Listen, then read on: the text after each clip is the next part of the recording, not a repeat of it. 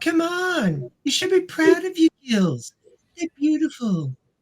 It's like having two vaginas in my collarbone. It's not beautiful. Gorgeous rendition. Somehow I never prepare. I blame you for that one, Robert, for choosing that. Hello, everybody, and welcome to another episode of Science Fiction Remnant. I am not your galactic overlord. I am Robert. I am Chaos from the Trash Dimension. And I'm your host down in Australia, Ray, the mad future scientist.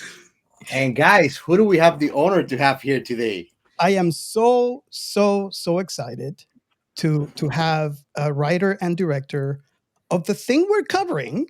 Yes, Michael, how you doing? I'm good. Nice to be here. Thanks so much for having me. Thank you so much. We're honored, man. We're honored. Thanks for dedicating your time to this crazy trio, man. You're gonna of course. Thanks for we love getting the inside track on these things because it's just stuff that we guess most of the time what the creators were thinking, but if we can actually find out, that's just 7 shades of awesome. It's always a blast when we have a creator and we cover their IP. Is always a blast. It never misses, man. It's the best experience. It's like having a meeting with God, you know. 100%. I love what I'm covering, and I have the person that wrote it and made it. What could get better? I seek out interviews with creators, and too it's always nice to hear people kind of talk about what went into something and all the kind of behind the scenes stories. Yes, I did love. Now that you mentioned that, I did love the ending of the movie because you showed it behind the scenes, and it's such a great other perspective that you don't get throughout the whole movie. Like everything was made perfect, man. And I mean, the best part about having the creator or writer of an IP is that we get to learn how is their creative process, how they came out with all of it. Because even though you might call it Harry Met Sally, it's not Harry Met Sally. This is a whole thing of its own. When you look at it, you might think that it's a clipboard, but it's a whole animal, different one. Nothing like it. Yeah, 100%. I mean, when I kind of describe it to other people, that's one of the simplest ways to kind of get across what it is, which I think is always really helpful to just have, something that you can point to as a reference. But, I wanted to, use that inspiration, but then also make something new and different that we hadn't seen before. And kind of, you don't want to just be kind of copying the same thing that happened before, but you also kind of want to acknowledge your influences and pay tribute and respect. But hopefully you have a kind of variety of different things that, you're taking from, so that you're not just taking everything from one thing, and instead kind of you picking a little bit here and there and, putting it all together to make something new and different that people haven't seen before. Yep, that's a key word you said there, honoring. Like when I look at this movie, it's full of authenticity, to be honest with you. I did love it. Now, before we get into the conversation, guys, what have you been watching sci-fi? Well, I could probably go first. I'm watching this anime, is sci-fi, and I'm really amazed because the name is so short. It's why does nobody remembers me in this world? Another long sentence title. It's a question, pretty much. But it's becoming. I don't know if you watch anime, but Mike. But basically, it's become kind of a fashion that animes now have a sentence for a title instead of an actual really? Yeah. Their name's one word, anime's like a paragraph for a title. Yes, definitely. No exaggeration. No exaggeration. What about you, Ray? Oh yeah, we've been I was watching a different anime. Gun Gale Online 2, which is it's a spin-off from the second season of Sword Art Online, the main character goes into Gun Gale Online in Sword Art Online, and then they did a spin-off with different characters playing the same game. So it's a full dive VR, futuristic-y sort Is of. Is it with the same character with the same characters, or has new No, characters? no, complete different cast. But they're all, like Japanese high schools. One is an idol, and they're all very quirky, and they do all sorts of weird. It's sort of like the FPS games that are really popular at the moment, but it's full dive. Nice, So, nice. but it's pretty cool. I've watched the first season, really enjoyed it, and I'm getting into the second season now. And a really ancient sci-fi anime called Dirty Pair, which I watched the first episode of. I'm actually a huge fan of the manga, which came out in the early 90s, around the same time as Battle Angel Alita. And it's, far future, really high tech. A couple of girls working for this sort of international troubleshooting conglomerate, and basically they're the two of the four horsemen of the apocalypse. Everywhere they go, everything just turns to shit. So that's basically the schmick of the story. That these two, their official title is Lovely Angels, but everybody knows them as the Dirty Pair because wherever they go, things get blown up. Pretty much chaos. Yeah, pretty much. Okay. But it's good fun, but it is really old school stuff. All right. So Michael, have you been watching anything sci-fi lately? Yes, I just for the first time ever watched all of Firefly, and then oh my god, nice. So it was really fun. And then I watched Serenity, and at this point, I guess it was 15 years ago or maybe even more, but I remember I think I saw the movie in theaters without having seen the show, and I really liked it back then, but I didn't think I understood really what it was kind of paying off a lot of these things that the show had set up, and so it was really fun to go watch the whole show and then go watch the movie again and finally actually fully appreciate it. So it was a really good time. My next film is a sci-fi western, and everybody that whenever I tell anyone that, they are like, "Oh, have you seen Firefly?" And I actually hadn't seen it, but so it was really fun to kind of see that combination, and I really enjoyed all the characters, and the world building was really cool, and yeah, I'm glad I finally got to check it out because I've been hearing about it for a long time. Sweet. We've covered Firefly. Take my land, take me where I cannot stand. I don't care. I'm still free. You can take the sky from me. And that's it's going to be on Spotify pretty soon. So yeah. we love Firefly, and actually, I think that Firefly was inspired. What year was Firefly aired, Robert? Ooh, or you remember watching it? What year? I remember watching it when 90s, it came out. Yeah, 99 maybe. Yeah, I think so. I'm kind of looking it up, but yeah, I remember there 2002. 2002. Okay, yeah. So I think that Firefly was inspired on an anime that we all love too, called Cowboy Bebop. Interesting. Yeah, it's more Western. Firefly is more cowboy feeling spaghetti. You call it, Robert? Spaghetti. Western spaghetti. Like you had more feel of cowboys in Firefly than Cowboy Bebop, but I think that there's a lot of inspiration and honoring drawn from it. Yeah, I love Cowboy Bebop. I think it's such a great show, and I didn't realize that it was one of the inspirations for it, but they're both so much fun. Oh yes, we all here hated that Firefly got canceled. It was such a great show, man. There's a lot of good shows that got canceled.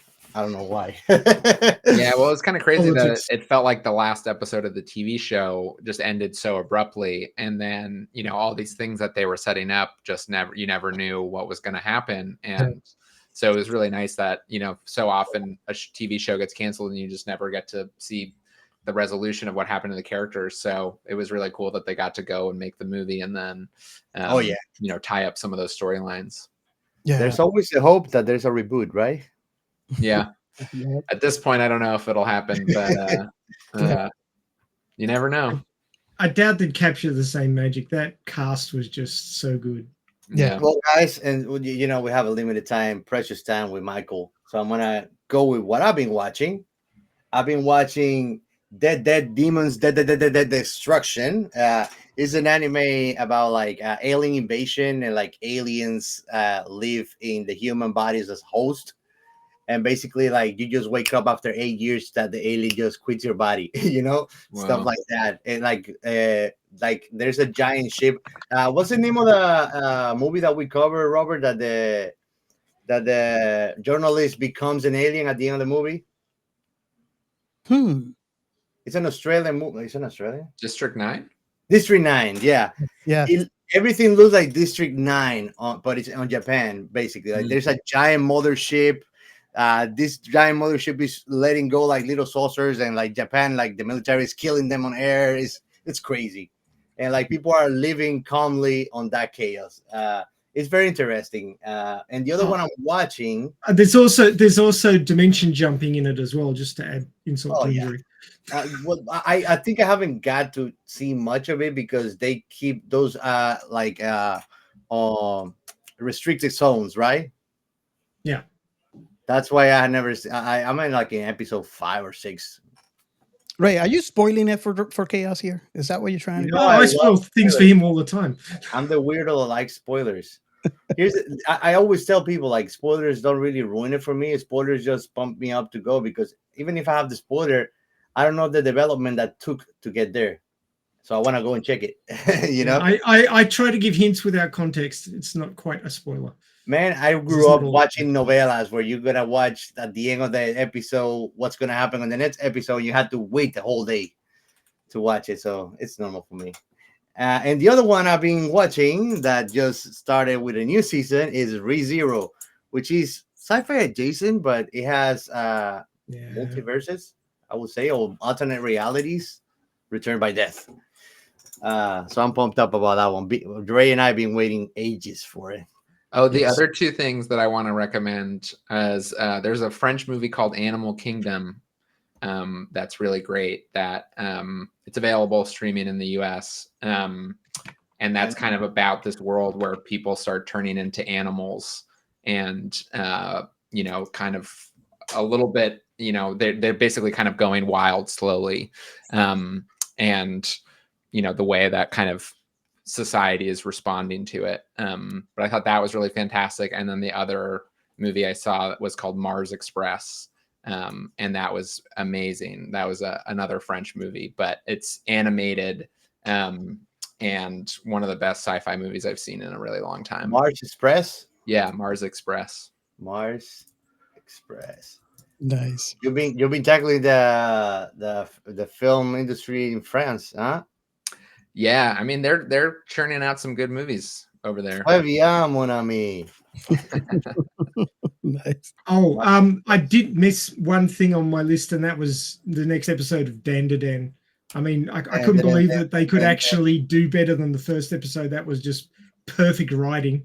But the second episode just cranks it up a notch. It was good. I think we're all in sync with that because Dan to Dan is my vote for the best anime of the season. Nice. And it's sci-fi. Right. It's got UFOs in it and aliens. Yeah, and ghosts. Yeah. I want your dong. Oh, your banana. Give me your banana. Yeah. Yeah, that show, Michael, Dan to Dan, I'll just give you a line, and that line might get you confused or curious to watch it. And it's an old ghost witch that says to the guy, let me gobble your dong, and I'll let you suck my teeth. Yeah. Turbo Granny is what she's called. Wow. Turbo Granny. Yeah. It doesn't say away from being weird. And she stole his banana. Yeah. Poor guy, man. He doesn't have to get it back. In an attempt to move on. Moving on. And then, let's. I think it's about time to go for the next segment. Oh. Our science fiction remnant. This is the Funny Science Fiction Podcast. We are the Caribbean Science Fiction Network. We are Monorats. We are One Accord Level 2 Podcast. This is Jesse from Sudden But Inevitable and Open Pike Night. This is Sci-Fi.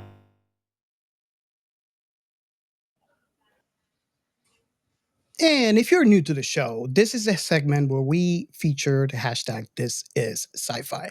And this is basically our attempt to get collaborators, creators, and fans all together under one hashtag. So all you gotta do is, if you're a fan, follow the hashtag, and anything you post about your passion, that one sci-fi thing that you love most, all you gotta do is just add the hashtag This Is Sci-Fi at the end of your post. If you're a creator, you do the same. Just whatever post you're doing on that thing that you created, your baby, the thing that you want to make sure that people is aware of, just add the hashtag This Is Sci-Fi. And basically, what happens is creators or fans can get together and discuss their thing, right? I've seen multiple things since we started.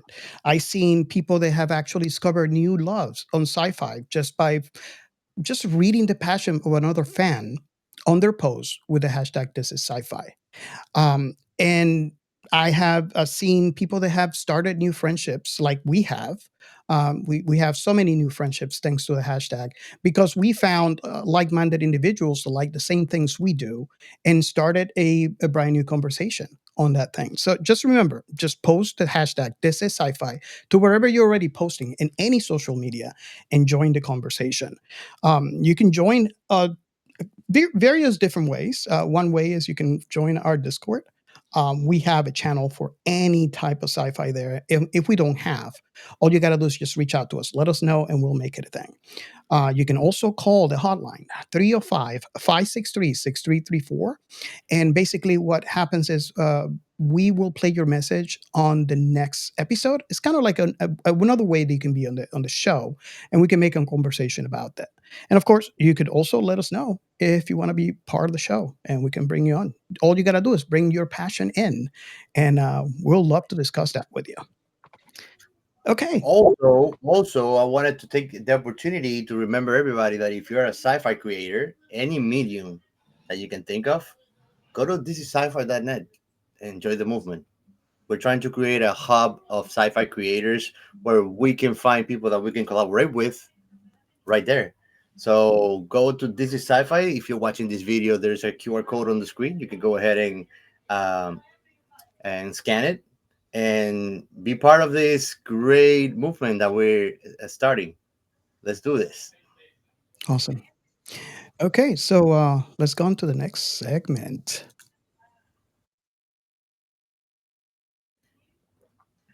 And for the shout outs, I'm going to make it short but to the point. I wanted to make a special thank you to TrueTankerJamesVercko, also known as TT, a friend of ours. I play D&D with him on Saturdays, on Catadays, we call it. It's a D&D where we are animalians cats. Everybody's a cat. It's funny as hell. Somebody was like trying to look at drug dealer this past weekend, and they were trying to buy catnip. And also to he actually joined recently, but I like that I'm seeing a lot of him, and like he's participating a lot. The GrumpGuy, my friend Fabio, thanks for joining, man. I hope that you like all the craziness in the Discord, and we'll keep on more bringing. All right, and that's all for today's shoutouts. Nice. Okay, so we're gonna move on right to the main show here. I was the one who proposed this movie. I saw this movie. I actually saw it with my wife, and I seen it multiple times after. Not because I had to prepare for the show, because I liked it. And of course, today I watched it one more time so I can prepare for the show. I was kind of concerned about chaos. So I am dying to find out, and this, I guess, stand by, because we're gonna jump right in. But I'm just gonna get his thoughts finally. Let me put it this way. I'm gonna just say this, and I'm put it out there. Michael is a daredevil. There's a lot of tricky topics thrown in there. These guys' jokes so tastefully, man. It was like, whoa, love it. Like stuff that we strictly like. We're gonna talk indirectly about him, but we try not to, so we don't get demonetized or anything. But it was so great, man. I was when we were watching it, Rory and I was like, wait a second. There's an old saying: the only person who can speak truth at the royal court is the Joker. Yep. Yes. Hide the truth inside the comedy. Utility of comedy, if you think about it, too. The biggest one. Oh, another corollary is it's funny because it's true. Yeah. So before we continue, I couldn't find a plot like we normally do find. It's happened a couple of times recently. Yeah. I wonder why. But I do have a description. I don't know if you want to go with it, Ray. Yeah. Well, it's what we've got. It's what we go with, isn't it? A sci-fi romantic comedy about a man and a woman whose orbits repeatedly collide over the course of 12 years, 4 planets, 3 dimensions, and 1 space cult. A billion years in the future, magic, sentient robots, and demigods exist. Meanwhile, Molly and Max bump into each other across the course of 12 years, 4 planets, 3 dimensions, and 1 space cult. One of them is able to fly, while the other is a half human, half fish. Yes. Now, just before you go on, the reason why I think there isn't a plot out there on the interwebs is because it's not important. Yeah. It's not a movie that hangs on its plot. It's a movie that hangs on its interactions and its subtexts. And that's why the plot just really isn't that important. I mean, that description is a plot, basically, because it's plot light, but it's interaction heavy and subtext heavy, and that's where it shines, I think. Robert used a very good description that I liked to what he felt it was. He said that you're seeing this whole future throughout the perspective of 2 individuals. And it shifts. Actually, I'm going to add to that. And it shifts every time that they meet. They're not the same person they were last time. And there being a big lapse of time and lots happen that they're not aware of each other. So, but that's normal. How many people stay the same over decades? They don't. Nobody. There's a proverb, I don't remember quite rightly, but says that when a man stands in a river, by the time that he gets out, it's not the same river and he's not the same man. You know, and that's life, man. Yeah. So before we move on, I guess I should ask the very first question that we ask on the show. How old were you when you watched the thing we're covering, and what was your very first impression? I think I want to go first, only because I am the one who actually forced you guys to watch this. Them strong words you're using. I discovered this movie, and I watched it on my attempt to, fill the void. I was home looking for watching something, and you felt that emptiness that you needed to fill up with something else. Oh my God! I watched this film, and I know this is part of the end of the show here, but I strongly recommend everybody listening right now go pick it up and watch it. And here's the reason, and I think Chaos kind of alluded to this because we already talked about this in our watch party. I watched many different sci-fis, and this sci-fi movie does something that I am still trying to think if it has ever been done before. And if you're listening to me and you know of another, please add it to the description, to the comments, reach out to me and let me know. I can't think of any other sci-fi movie, and I'm still thinking, that has done what this movie has done. There isn't. That's what I said, authenticity at the beginning of the show. It's very authentic. And let me explain what it is that I'm talking about. Many sci-fi movies that I watched, some has come close to it. I want to mention Blade Runner, right? Where they attempt to give you the intimacy perspective from an individual.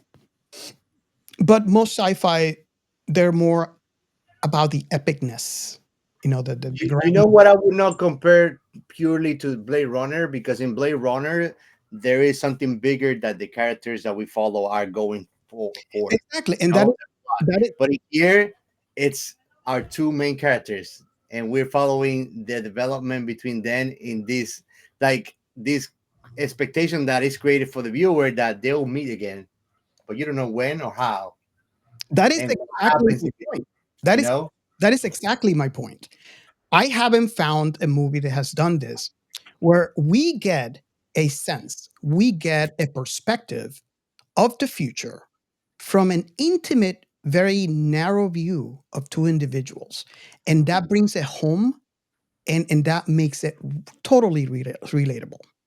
And this is the reason why I totally love this movie and why I wanted to get your opinion on this. Because when I watched this, I totally fell in love with the concept and what this movie actually did. And Robert, Hitchhiker's Guide to the Galaxy. yes, but it's still, that's like more to the epic. You know what I mean? I don't know. I don't know. I mean, it it's follows forward. It What? was Arthur Dent. The same point that I made with Blade Runner would apply to Hitchhikers of the Galaxy. Yeah, I think. There's a mission. There's something that the characters are going after. In here, they're just going after their own lives and trying to connect with each other. That's all that's happening. The connect with each other is different, but following Arthur Dent when his planet gets blown up and he just ends up like a leaf on the wind blowing around the galaxy. That's very personal. So I think there's some parallels with Hitchhiker's Guide to the Galaxy. But yes, I agree that the whole juxtaposition of the two characters who are desperately trying not to have a relationship but end up that way anyway is specific to this movie. Yeah, at least definitely. in sci-fi. And before I finish my thought here, and this is my first impression on the film, and the reason why you guys are watching it today. And I want to say thank you to Michael for two reasons. One, for agreeing to be on our show to discuss this, and two, for giving the sci-fi community, let me say it this way, a different perspective on sci-fi. Yes, definitely. Yeah, thank you. Thanks. That's first of all such a nice all of you guys. Thank you so much for watching the film and for your kind words about it. And that's really meaningful. That was kind of my biggest hope and dream of making the film was that it would resonate with people and people would discover it. And so it really makes my day anytime somebody reaches out and tells me that they really enjoyed it, because it was a very small movie made with not a lot of money and but made with a lot of love and a lot of energy and a lot of care. So I hope that kind of comes through. And, I think it's I love Hitchhiker's Guide to the Galaxy. That was one of the kind of first science fiction, series I read as a kid. And it's incredible. I, try to go back and reread it every couple of years. I'm probably due for a reread. It's been a minute. But I kind of have a diverse, set of influences, and I grew up kind of watching, those kind of big budget action adventure spectacle films like Jurassic Park and Indiana Jones, and movies that are very plot driven, that have a very kind of strong objective, and characters are put into life and death situations where they have to kind of grow and change. And that's really kind of what got me into filmmaking in the first place and what initially inspired me. And then, as I kind of got older, I kind of, my horizons expanded a little bit, and I found myself kind of falling in love with, a whole wide variety of movies and stories and, TV shows that had, sometimes nothing to do with science fiction and fantasy, but often had a good sense of humor or an interesting perspective to share. And, movies like Annie Hall and When Harry Met Sally and Y Tu Mama Tambien or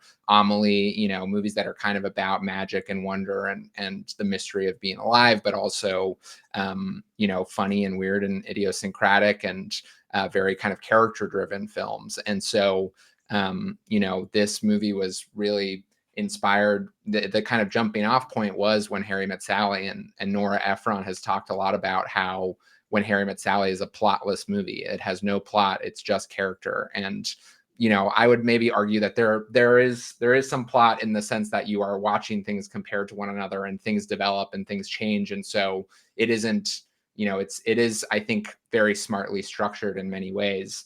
But I think what she said, is very true, and where you're really just focused on the people. And that was kind of my objective with this. And I wanted to kind of take that format and update it for today and combine it with all of the things that I love about science fiction and fantasy and these kind of, universes, and kind of stuff it all into one, because I felt like that was kind of a relevant metaphor for the way it can kind of feel to be going through the world these days, where it can feel really overwhelming and kind of absurd. And I think that was the thing about Hitchhiker's Guide that always really stood out to me, was that, there's this sense of absurdism and of just how kind of insane, insanely vast the universe and the galaxy can be, and how kind of overwhelming that can be for one person to kind of go through. Yeah, thank you guys for watching and responding so thoughtfully. Awesome. Absolutely. One of Robert's monikers is Captain Overthinker. So he thinks very deeply about a lot of subjects, and he's probably the most overthinker here. Followed up very closely by myself and Geo. So, but he is the champion of overthinking. So if you ever want anything disassembled by a brain that never stops, Robert's your man. Nice. Yep. I found very, very curious that you mentioned no plot, because that's how I felt. And here's the curious thing: the main characters that we're following, their lives keeps on developing, but it feels like that is on the sidelines. What really matters is their interactions. Yeah, that's the main focus, and it all goes so organically you don't really realize. But like when you tell somebody there's no plot, like imagine what somebody's gonna think if you tell them that the movie has no plot. You're like, what? Right. I do think, I do think the movie has a plot, and the same thing I think applies to When Harry Met Sally, where there are kind of changes in status and changes in relationship, and you can tell the story of the movie and the story of the characters. But I think, like you said, there isn't like a grand unifying objective. And I think that is one of the things that romantic comedies often have, which is, romantic comedies are a very character driven form. And, yes. there's a wide range of, romantic comedies, and some of them do have that plot objective where it's like, I need to get the promotion, or, I need to save, the wedding, or, there is something physical and tangible. But, in general, I think that romantic comedies are always kind of more about the relationship and more about the characters, and they kind of put that first. Yes. So, I tried to make sure that there was enough plot in there to keep people coming back and kind of create this question of, what happened between the last two times that we saw these characters, and how do we kind of connect these dots? Because I think that's one way to kind of keep an audience interested, and is by raising questions and then answering them. And you don't want to just raise too many questions, because then people will get frustrated and you're just kind of throwing more questions at people. But I think having, creating a little bit of a mystery that you then are answering through kind of organic means can be really captivating and really interesting. And I'll tell you, if this movie is a testament that I like it, you can ask Robert how I do with romantic comedies or rom-coms. I'm not a fan of it. I was afraid of your answer. It bores me, like the stuff that I like to watch are documentaries or things that are brainy, that your regular folk is going to find boring because they're going to find confusing, like watching Tenet or Space Odyssey or Inception, and try to deconstruct it. That's the stuff that I like. But this movie, here's the funny thing about it. It's like, even though it looks simple, it's like an overload of references, information, jokes, uh, pinpointing things on society that are actually happening with other references, you know. Like the movie managed to keep me amused the whole way through. Oh, that's great. Incredibly, like Robert and I were like watching it. I know that Robert was in his alley, but me, like I was enjoying it all the way through, and I did like the whole development. And that's the funny thing. Even though if we say there's no plot, the plot is the two main characters to finally get together, you know, and all the difficulties that they find throughout it. The problem is that is not a common plot. You know, usually you have a good guy, a bad guy, a mission statement. You got to go through it, you know, and this is not the same path that our characters have. But I mean, this movie, yeah, man. If you want to know a testament that how good it is that I enjoy it, and I am not a rom-com fan, man. Yeah, it's been really fun because also I feel like, after talking to people that have watched it, there's, I've had a lot of men come up to me that say I don't like rom-coms, but I love this movie, and I've also had a lot of women come up to me and say I don't normally like science fiction or fantasy, but I really like this film. And so it's really, awesome that it's been able to kind of capture both audiences, and I think there are a lot of really good rom-coms out there. Oh yeah. And I love both of those those genres and those ways of telling stories. So it's nice to kind of bring more people into both of those folds, and maybe they'll open up to more of something that they haven't seen before. Absolutely. And I'm gonna commend you. You did some heavy research on this movie because you actually played around with real scientific theory, and also like the references that you made were so sophisticated, and the jokes that I know you had to do some deep research on that. Like you broke your brain trying to get this information and put it in this way that you had to pay attention to really notice it. Well, it's funny you mentioned that. One of the things Politics jokes, religion jokes. is the high, Oh my god! the high concept that was displayed in a way that was nonchalant. It's Yes. like it's the norm in this universe. Yeah. And I love that. I mean, you have to congratulate you. you have to congratulate the main actors, Zosa Mallet and Aristotle Athari. Yes. Their performances made your script work.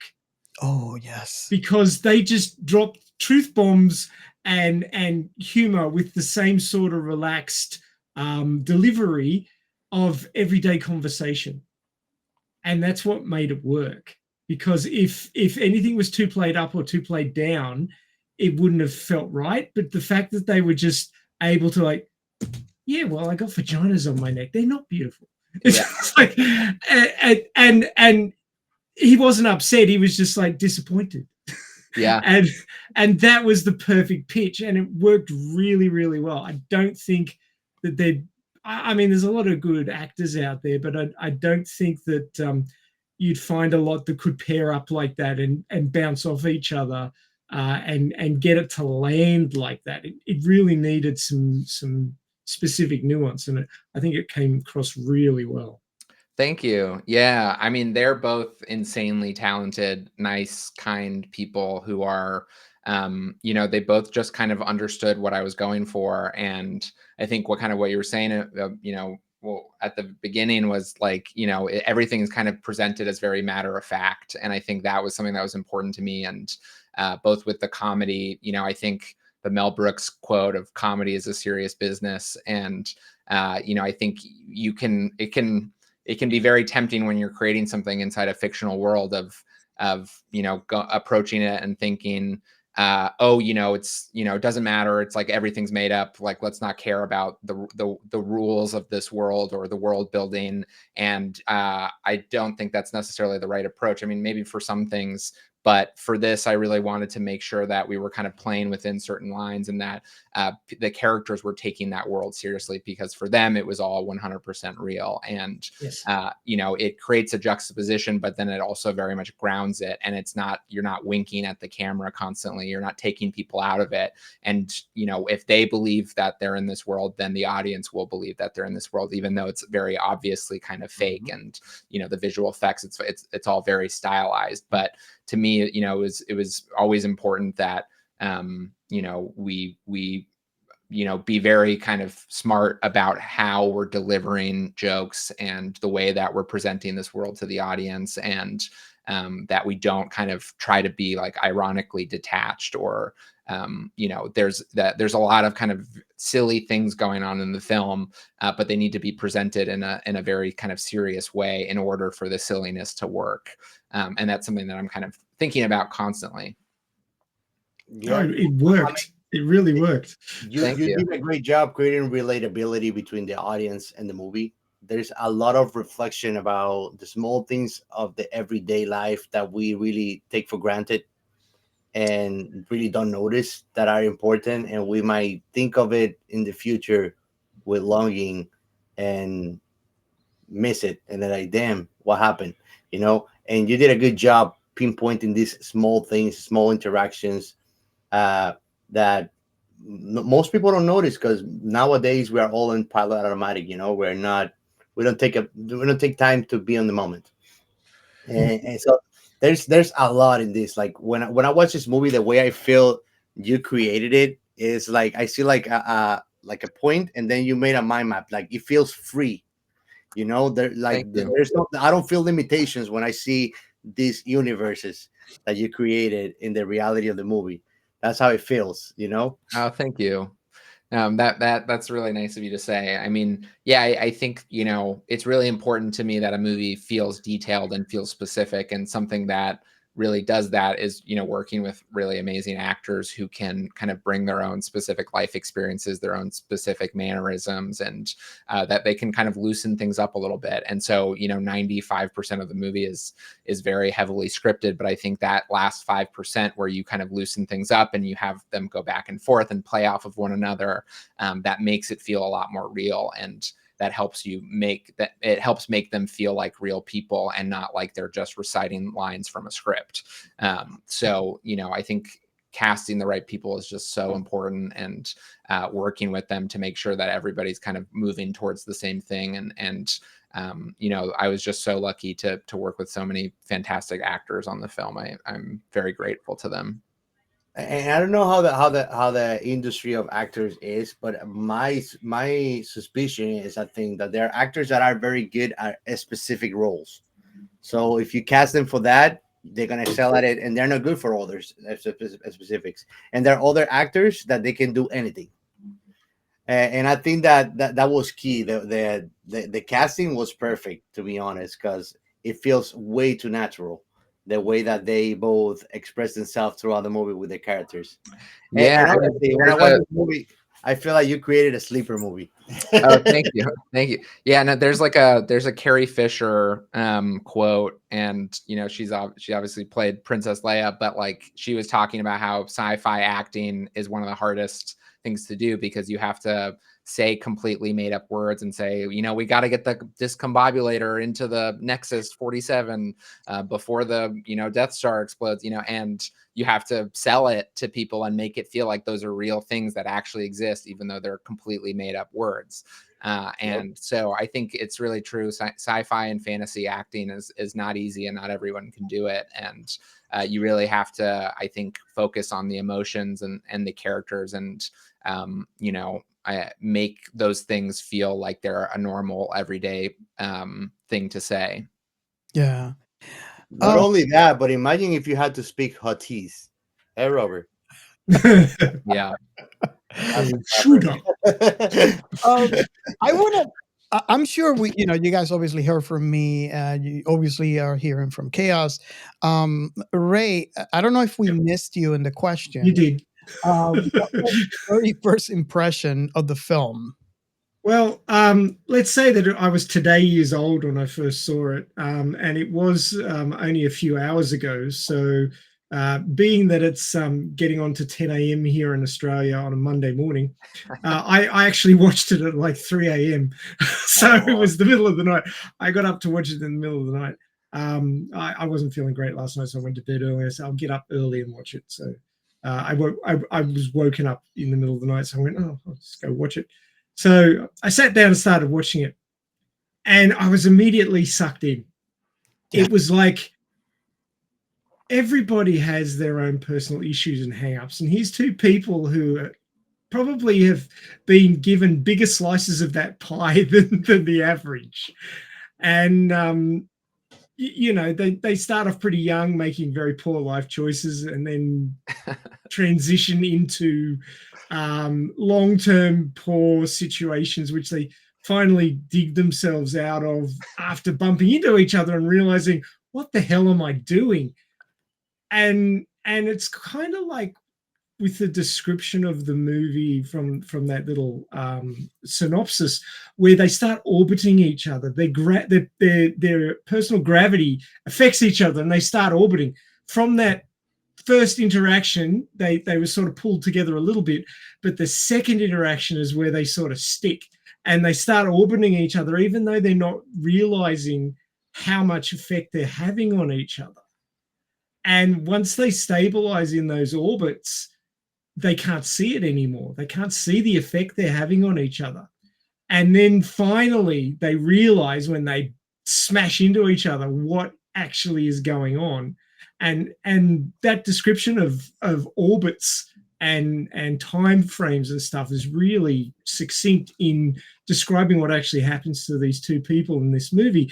And the beautiful thing is, you could have said it 1,000 years ago, you could have said it 100 years ago, but you could set it today, or as it turned out in the movie, it's 1,000 years in the future, or 1,000,000 years in the future. Or how many years was it? Not specified. I think somebody in a review somewhere said that it was 1 billion years in the future, and then billion. Somehow that has stuck somehow, but it's not specified. It's yeah, I figured as much. But yeah, it's one of those timeless interactions of, people who really should have a lot more therapy than they're getting by good therapists. And they're trying to work themselves out and work each other out. And the realization that Molly comes to in the end, that you've got to love yourself before you can really love someone else properly, is timeless. And, people go looking outside of themselves for things that they should be finding within themselves.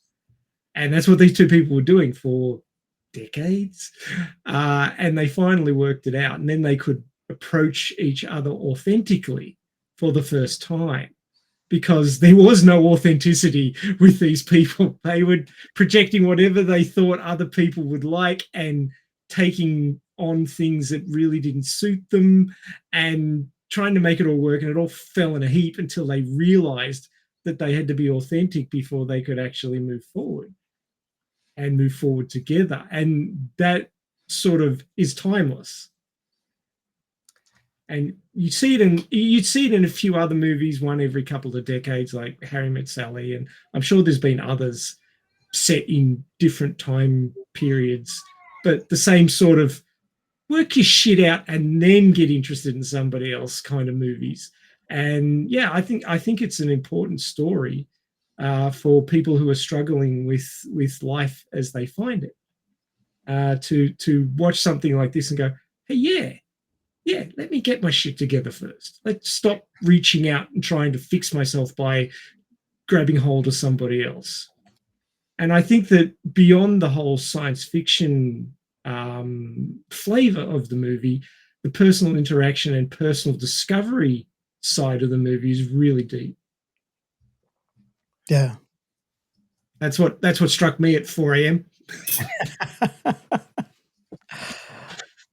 I just love it. I mean, one of the things that I wanted to talk about is how the topics are very close to home in this movie. Like one example that I can bring, the plague. Yes. There's no way there'd be another plague so soon. Plague. And you know, it reminds me. Celebrating genocide. Yay! Hey, and don't forget, for you to save the universe, you just gotta stop eating cheese. You can eat Swiss cheese. It has holes. Yeah. I'm telling you, man, everything is so sophisticated. I love it. It's That sounded very pure Douglas Adams kind of but Definitely. relatability. it is actually very deep because, like, for example, the plague that came to mind as soon as I saw it. Oh, coronavirus era, right? When, for example, the thing with not eating cheese because the black hole is going to eat this universe. That, for some reason, to me, in my overthinking brain, brought in thoughts of climate change. Yeah. So, that was what it is. like for example, you know, one of the comments, and I'm not gonna, you know, rephrase it exactly, but they're saying, okay, how are we gonna get everybody collectively to stop eating cheese? And that's pretty much what's happening with climate change. That's a funny thing because you know that's what we need in order to move to the first type of civilization is to be a collective, and it's rather impossible for us to do that. We cannot agree on anything. Yeah, 100%. And that's the civilization type 1, not even 5.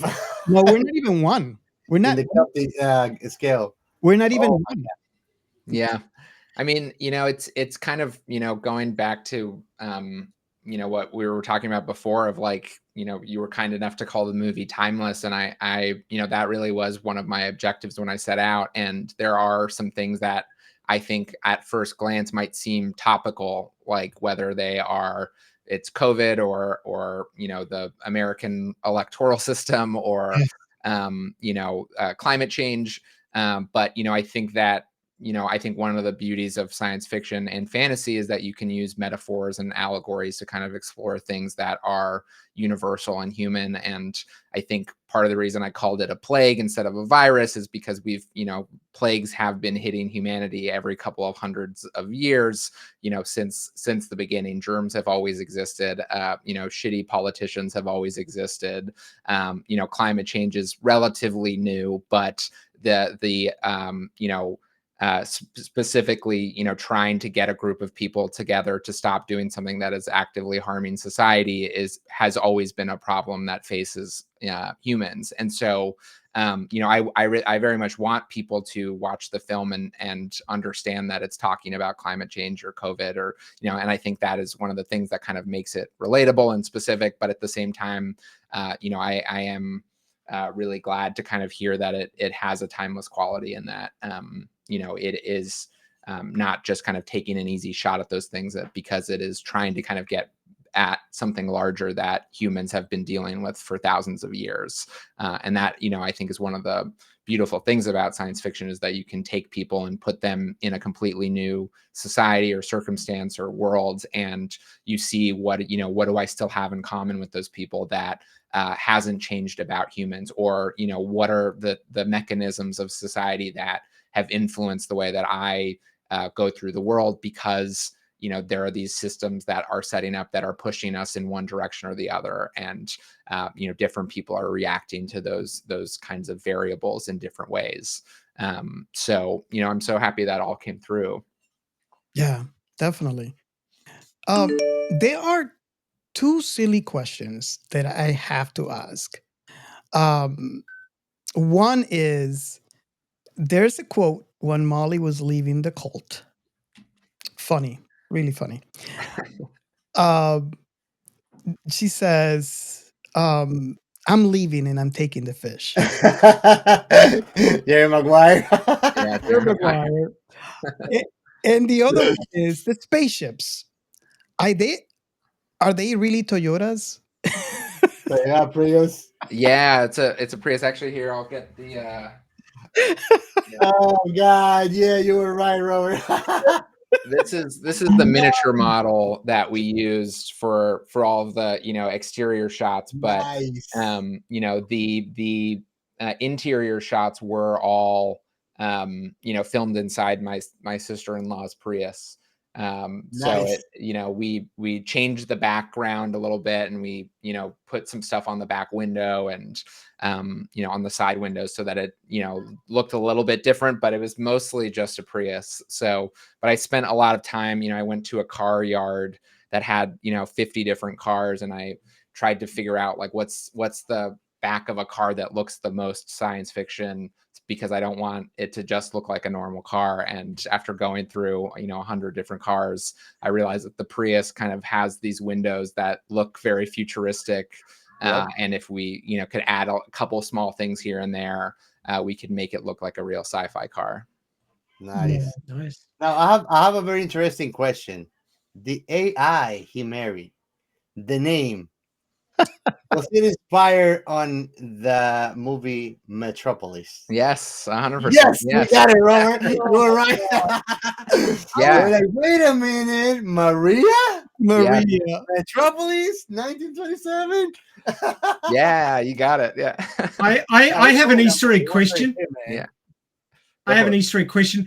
The robot that they built in the trash zone at the end of the movie with the Prius as the head, were they all bits that they themselves had thrown into the trash dimension throughout the movie?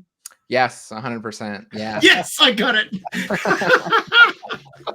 Yeah, so there's the shield and the sword, and they have kind of taken all of the things that they, and the crystal and that she threw away, and so it kind of is, trying to kind of talk about this larger metaphor of there's the things that you don't necessarily think are valuable experiences, but they are the things that kind of in their sum lead you to, escape the banality of everyday life and get through kind of difficult experiences. Nice. Yeah, I was it was like 4:30 in the morning, and I'm watching this going, hold on a second, wait a minute, I'm gonna have to ask Michael about this. That looks sus. I'm glad that came through. Yeah, it did. I wanted to bring up something else, because I wanted to know if the creator, the writer itself, if we actually got to see through the veil with the Pooba box. Oh, they through the Pooba box because they don't want to ruin what they have. Yeah. And Robert and I are thinking, and I tell Robert, like, they're doing it wrong. Like, this is another alternate version of them. It's gonna be totally different. That doesn't mean that it's gonna happen like this in this reality. I wish you'd have been. And they're taking that for granted as the actual truth. Like, whatever happened there, let's not do it here. Yeah, well, I mean, that was kind of, that's the whole point of it, is that, who you are at one point doesn't necessarily mean that's who you are 5 years from now. And I think when they initially, tried the Pooh box, it didn't work. And who they were at that moment in time, they weren't ready to be with one another. And, but just because they weren't ready then doesn't, it's very scary to know if that if they would still be like that, if they've grown or changed enough to do that. And that's kind of why, she brings it up, in that when after he kind of confesses his love to her. So, that's floating around that kind of very real doubt of, are we gonna, end up hating each other and, lose the kind of only positive, strong friendship that they have in their lives. That's a risk, and it's very kind of scary to take risks like that, because you don't want to lose what you already have. But I think I love that this idea of kind of exploring the parallel universe version of yourself in this very where did you come up with that idea? It's pretty out there. Yeah, there's a Ted Chiang short story. Ted Chiang he's written a bunch of, one of his short stories inspired Arrival. That's probably his most well-known thing. He has a collection called Stories of Your Life, but he had a short story that had a similar kind of idea of using this parallel universe box that anyone can get. And he wasn't really using it in the context of a romantic relationship. And the idea of a parallel universe has been around for a long time. But I never thought about it as something that you could kind of buy over the counter and peek into another world and see what your life would how it would be different. So that was definitely the inspiration for it. And I love his work so much. It felt like there was a whole bunch of left turns at Albuquerque in the movie where things like that game show was just completely out there. Oh my Yeah. God. And the trash mentioned, there was just so many bits that they took for granted. It just seemed so weird, and that was part of the comedy in that the world in the future is just bonkers. Yes, the world right now is bonkers, and Yeah. we all kind of walk around like it's normal. But Yeah, well, that's kind of what it brought out as well. I did want to ask you one question about the amount of practical effects versus digital effects that you used. Oh, yes. I just wanted to preface first with saying that there's a lot of movies out there these days, especially stuff made by Disney, that's all digital effects. And certainly movies like Alita Battle Angel did it well. yeah, But I'm guessing it's because you had budget constraints, but I really loved your practical effects. Yeah. And balancing them off against the digital effects that you used, it really felt grounded. Like it wasn't all schmick and clean and everything. And the fact that you use so much retro tech like CRT televisions and mobile phones with a box on the back and an aerial to make it look like a space phone that could talk between dimensions and all sorts of things like that. I thought it was really neat, but was it challenging to do those practical effects? Yeah, definitely. I mean, I think CG can be really amazing, and there's a lot of incredibly talented, CG artists out there. So I do not mean to disparage any CG artist, because I think it's so difficult, and I think especially when you're making a low budget film, it's really hard to find CG artists that are willing to work for little to no money when it's like a small passion project. And so part of it is that it wasn't physically possible to use 3D animation at a quality or level that I liked. But then the other part of it is that the movies that I grew up watching, like Star Wars and Indiana Jones, have this practical effects base. And I think there's a lot of kind of nostalgia in that, but I also think that on a low budget filmmaking level, it just looks way better than a low budget CG does. And so, Exactly. me and the director of photography, Zach, spent about 18 months building out all of the models for the film. And, we just did it little by little. 1 or 2 days a week, would build a spaceship and then go shoot it in front of a green screen. And then, we were able to kind of experiment and try things. And that's a lot of that is the footage that you see in the credits is me and Zach going and shooting stuff little by little. And so then we had kind of built out the entire worlds over the course of that 18 months. And it was a really nice kind of slow development of, figuring out, what are the advertisements that are going to be on the back of that building? Oh, what's their Coca-Cola? What's their Slurm? All right, it's going to be Diet Glorp. Yeah. And then, let's integrate that into the story. And so, we tried to keep basically everything practical because we had to. And then, we used that as a base, and we obviously combined a lot of things digitally, and, everything was done inside Adobe After Effects. But me and Zach basically did 90% of the visual effects from start to finish, and every single shot in the movie is a VFX shot.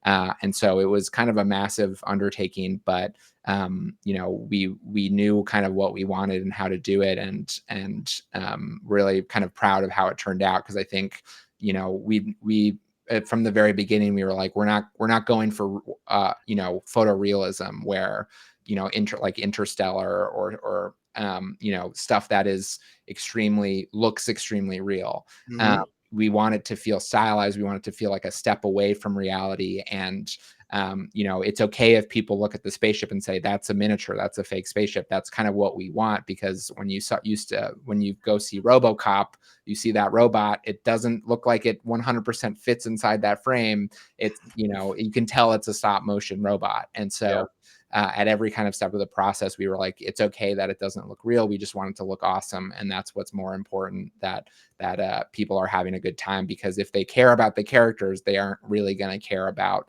whether the visual effects were real. And so I think there's been a lot of kind of backlash against CG, and I understand it, but I also think like a lot of the times what they're actually really mad about is that the characters in the story aren't very good. If they like the characters, they wouldn't really care as much if, a couple of the VFX shots were a little bit rushed. Robert, how I am about CGI? Oh yes, that's yes. But you have come along. You have come a long way. Yes, now with that, like I didn't want to watch all movies because of that. Yeah. And I'll tell you something, you made it to what it's meant to be, and I received that when I watched the movie. It didn't feel unnatural. It didn't feel weird. It felt like this is it, and it flew. It's not like, oh, it's a miniature. I didn't even realize a miniature. Like I just took it in as it was, and I didn't expect it. And I think that that's one thing that many people let ruin their experience when watching something, is that they create an expectation before watching instead of receiving it for what it is and then creating a concept out of it, Yeah. And Now- to me, it flew beautifully, naturally. Like I didn't feel like, oh, it's CGI or anything. Like I loved everything about it, and it felt all natural. Thank you. Before I let you go, Michael, there's one question that was not answered in the film, and is how long are we supposed to wait before we trash a GIF? Trash a GIF. gift? A gift. Oh, yes. Oh, He left the T off. it's, I think 6 months. Okay. 6 months. Think Or if it's a birthday gift or a holiday gift, give it 6 I think it months. depends on who gave it to you. If it was your mother-in-law, you got to hang on to it for like 10 years. Exactly. That's a fair point. Awesome. Michael, thank you so much. We really appreciate you giving us the time to talk to you about this film that apparently we all love so much. Thank you. So Thank you guys so much. I really, really appreciate it, and it really makes my day to hear people's response to the film, because I made most of it in this bedroom, and then we were able to show it at festivals, and that was really fun. But it's found a whole kind of new audience online. So really, really appreciate you guys, sending it out there and telling your friends about it, and very grateful for the support. awesome. Thank you so much, Michael. Thank And you. I want to remember everybody, go and check out his website. Actually, I'm putting the barcode in the screen. Oh, thank you. It's all the way in the corner here. So go ahead and scan it so you can go to his website and check his work, because it's amazing. Thank you guys. And All right, take care, guys. reach back Thank to you, us when Michael. you come up with your next movie, because Definitely. Awesome. All right, thanks, guys. Have a good evening. Awesome. Nice. That was a treat. So okay, so you guys Hey, now I can do this. oh my god. I'm glad you contained yourself until Hey, we you left. see, Robert, That's I all I can say. misbehaved after the guest is gone. Can't complain. Oh, It was awesome, man. He held his chaos in until the guest left, and he let it out. I'm surprised I behaved so well, man. I am too. Yeah. You see? one thing I Good boy, Gio. Good boy. I always have an ass under my sleeve. one thing I have to say is, like, you guys out there listening, if you were not able to attend our watch party, oh my god, you guys missed out. There was so much great conversation about this film and discussions. I mean, I wanted to talk about more about the poo box when our guest Michael is in. Unfortunately, we only had him for an hour, so I had to kind of refrain myself from making the conversation longer. But I think we could, we could actually explore on that topic right now. But Gio, you see what he was talking about? That's pretty much what I was trying to say in the conversation that we were having about the poo box. But yeah, that conversation was it how can I express it? It was It's a tricky terrain because I Yeah. felt like he didn't understand my concept of it. The way I see it is they took for certain what happened on the other reality to be the norm in their actual reality. And to me, that it happened on the other reality at that moment doesn't mean that it will happen on their reality. Now, So I The felt like moment they missed a chance of trying with each other for fear of ruining it, but it could have worked if they would have gone well, for it. here's the moment you clone yourself into another Oh, reality, so the the pool two box start actually clones diverging. you there. It's not like that reality is being currently existing no, no, no, uh, no. for time.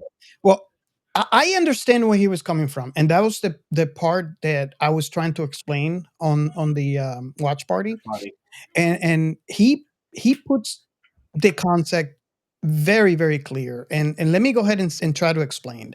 Remember how in previous show I say that we are the product of our surroundings, and our what we went through in our surroundings. So I am not the same person today that I was yesterday because of what happens.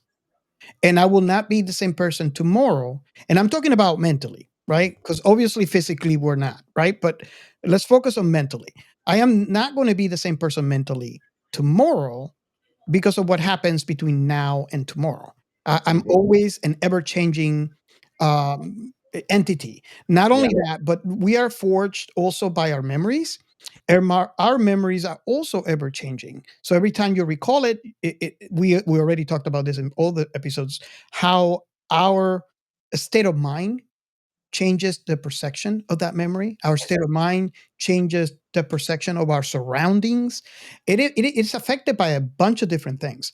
So what he was trying to say, which I totally understand, and I see where he was going with the film, is that at the moment that they call in through the poo box to their alternate universe selves, that moment they created a branch in the universe. Oh, I thought that this alternate reality was already existing, Now and they they just reach out to it. Yeah, they created it. If you notice, they have the same clothes. Understood. Yeah. But That's where I went wrong to interpret it. here's the smart thing. This is where I think he did really well is the fact that they But are still, at that moment, in time, when they called in themselves and they created a alternate universe, at that moment in time, they were not ready to enter a relationship mentally. So, obviously, things are going to go wrong. But if you waited until they're ready and you call in the poo box, you'll notice this, that the relationship might be completely different yeah. because they're a completely So different person from that person. It's kind of like, my I- hypothesis still stand then. huh? Accidentally, but my hypothesis still stand. They could have tried it. And there's the other thing. We're so afraid of committing mistakes. There's no success without mistakes, you know? And the other thing is like time is a very, very finite resource we all have. The most finite resource. That's one of the things that we are constantly getting subtract from the balance until it runs out, you know? And like it just it's a matter of how important we make it to be and how important we make it to be with one another, you know? Right. It's sad, like they were too afraid to be together to try or risk things. And I mean, no pain, no gain, no risk, no gain, you know? Well, I think they're taking the results to heart, not realizing that they were not, even at the point where they were analyzing that it wasn't working, at that point, even at that point, they were not the same people Hmm. they called in the poo box. So even if they tried it at that time, the result would have been completely different. Yep. Um, Ray, what do you think about that? I mean, we talked about this so many times in so many episodes. How we're not the The same people. The results are always going to be different. the interesting thing is that it's everybody at some point in their life has experienced that fear of ruining what they have. It's uh, FOMO, fear of missing out, versus FOLO, which is fear of losing out. which basically means, do I risk what I have now to get something better that I want more? I I have a friend who I'm interested in, but I really value their friendship. Do I want to risk the friendship to gain a lover? And a lot of people say no. I would rather, because if you ask out your friend as to form a lover's relationship, it destroys the friendship basically, because the friendship won't exist anymore. It'll have morphed and changed into a love relationship. And a lot of people are like, but I don't want to lose my friend. And they don't take the plunge. And you see it all the time in rom-coms, the childhood friend that you really care about and you'd really like to, go further with, but you're afraid of losing that long-term friendship. And sometimes when you approach somebody with the intent of forming a closer relationship, they're scared and they'll shy away, and then they won't have anything to do with you. So you could lose everything. And a lot of people are very afraid of that. I've been afraid of that before. I know exactly what they're talking about and what it feels like. And I think that's one of those universal fears that anybody who forms close relationship has. Now tell me, really, really relatable. Isn't it ironic that when you feel like that and you're not willing to take that risk, still it feels like you're trying to grasp sand on your hands? Oh yeah. The relationship doesn't progress something better, but it starts becoming dull. You can also get frustrated with the friendship because you want more and you're afraid to grasp more and ruin the friendship that way. Yep.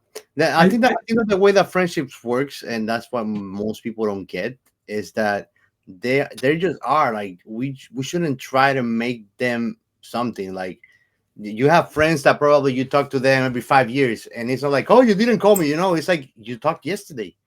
There's not like that duty. It's just you're free with one another, and you're just who you are, and you don't try to fill up a box or fill up some expectations from one another. And when you are able to do that and you're just yourself, you don't need to try to make a friendship work or not. It will just organically go. Well, I think you're quite right there, Gian, except for one thing, and that is that, especially in this case, but in a lot of cases, people aren't honest. Yeah.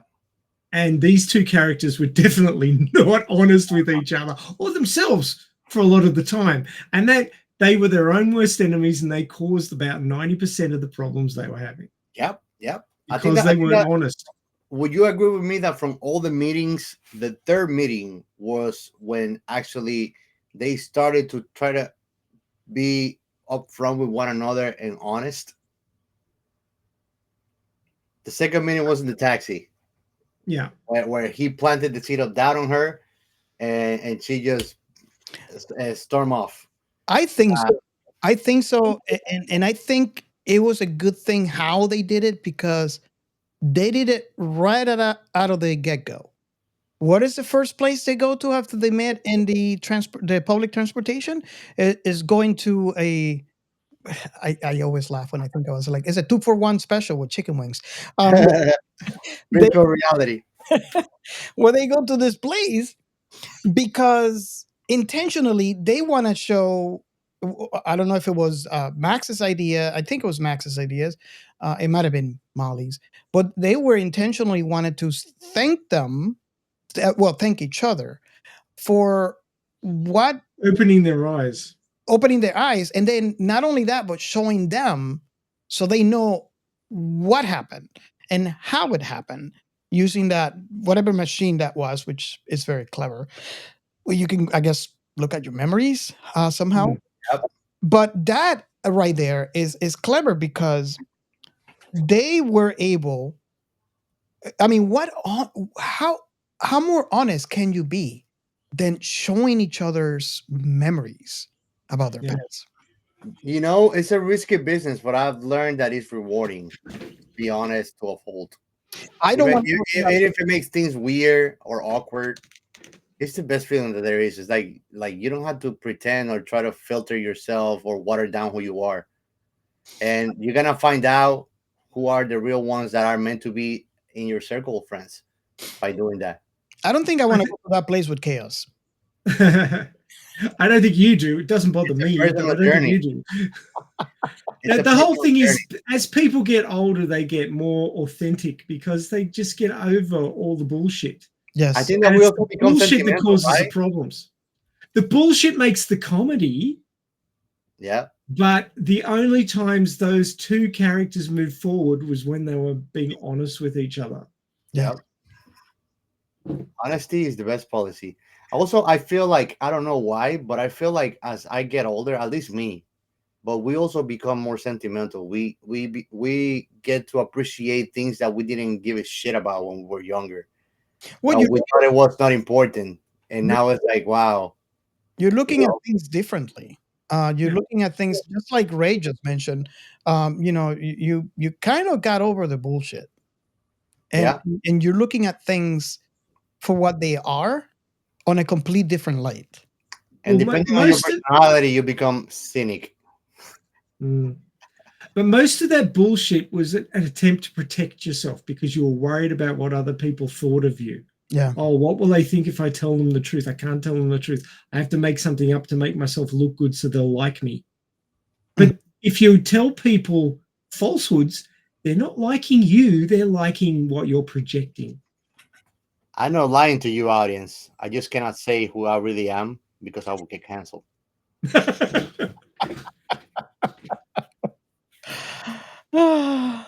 Nice. I feel like I gotta ask Ray. Are you what scene? I know we talked about so many of the scenes here, but do you have a scene that kind of basically call out to you when you watch this film? And I have a feeling that is this thought right now on this because when me and Gio were on the watch party, I mean this movie is filled of those scenes, right? Yes. And I think that's what makes this film so enjoyable to us. Why I think It felt like Ready Player One with the overload of references and things that you could relate to. That's yeah, what it felt like. kind of, yes. What it felt like when I was watching Ready Player One with Robert. It's like, oh yeah, it's like a kid in a toy store, you know. Yeah. And that's what it felt like watching this. Like, even though there was not that standard plot, there was so much to keep you amused and entertained and on the movie that you don't have time to really distract yourself from something else. You know? Yeah, there was a lot of detail in it, Yeah. but the detail was just supporting the conversation. This basically was a conversation that lasted 12 years Yes. with gaps. The And- movie was a conversation. It's a conversation from the beginning to the end. Yeah. A conversation between two people who developed a friendship because not because they were alike, but because they kept each other honest. Yes. And they didn't need to be alike. And progressively they keep each other honest. But it was one of those elliptical orbits in that they'd come close to each other and then go apart again, but then they'd come back, and it was an elliptical orbit, so they're not near each other all that often, but they are near each other regularly. But the elliptical orbit started to then coalesce back down into a circular orbit, and they started orbiting each other closely. And it's another put space in front of it, and it sounds cooler kind of situation, but they gravitated towards each other slower at the beginning, and then more and more and more as they grew into themselves. Not because they didn't grow up, they grew into themselves, which is they became more authentic, and they realized what was important to them, and they realized that the person who kept them honest and kept them grounded was the other person in the conversation. So, and I think that's what real friends do. Really, they make you a better person. Real friends make each other better. And then you really value that friendship and don't want to destroy it, so you won't push it any further, and then you just don't get that next step. Well, Ray, I don't know if you answered your question, but I just want to confirm. Oh, you wanted a scene. You wanted a scene. I think the scene that really brought it together was in Schrodinger's box. Oh yes, he's talking to the cat. Yeah. He was Well, not to the cat. no, not when he was talking to the cat. When she went through the black hole and ended up there with him. Yeah. And I suspect that them being outside their normal dimension, away from all the things that distracted them and tied them to their old lives and everything, and then it was just the two of them somewhere new, allowed them to actually break down those filters, those barriers and those walls that they threw up, and talk authentically and actually work it out finally. Yeah. And I'm sorry to interrupt you there when I mentioned the cat, but it just reminded me that he was actually, and I don't know, it's one of those things, and I think this is one of the things that I love about this movie so much, is the fact that the more I think about it, the more I realize there's things that I not necessarily missed. They're in the back of my head, but they come forefront because I didn't really, there was so much, like Gio was mentioning, that you don't kind of stop and think. And I watched this film 4 times already. But one of the examples that I can say was, that explanation they used to explain quantum mechanics about the cat. Mm-hmm. Well, I just hearing you talk about what you were saying, which is completely unrelated to this, reminded me that he was talking to apparently the same cat. That was Schrodinger's cat, yeah. So we can answer the question. He was alive, but he could be dead as well. It is so clever. Also, when he finally answered, Max finally answered the call when Molly was calling him, and he's saying, everything was. We kind of had a conversation, Gio and I. We were kind of laughing about this. When he's saying, "Yeah, he's busy and not all at the same time." And are you okay? Yes, I'm okay. I'm perfectly okay. I'm fine. I'm okay. And not okay at the same time. Yeah. I really love this. Well, if you hear the show long enough, you know that I am basically a fan of quantum mechanics. So that was really a fun thing for me. Funnily enough, we have posted the day before a video about Michio Kaku talking about quantum computers, where he's explaining the cat theory. Exactly. And Robert's very excited about quantum mechanics and also bored with it at the same time. Exactly.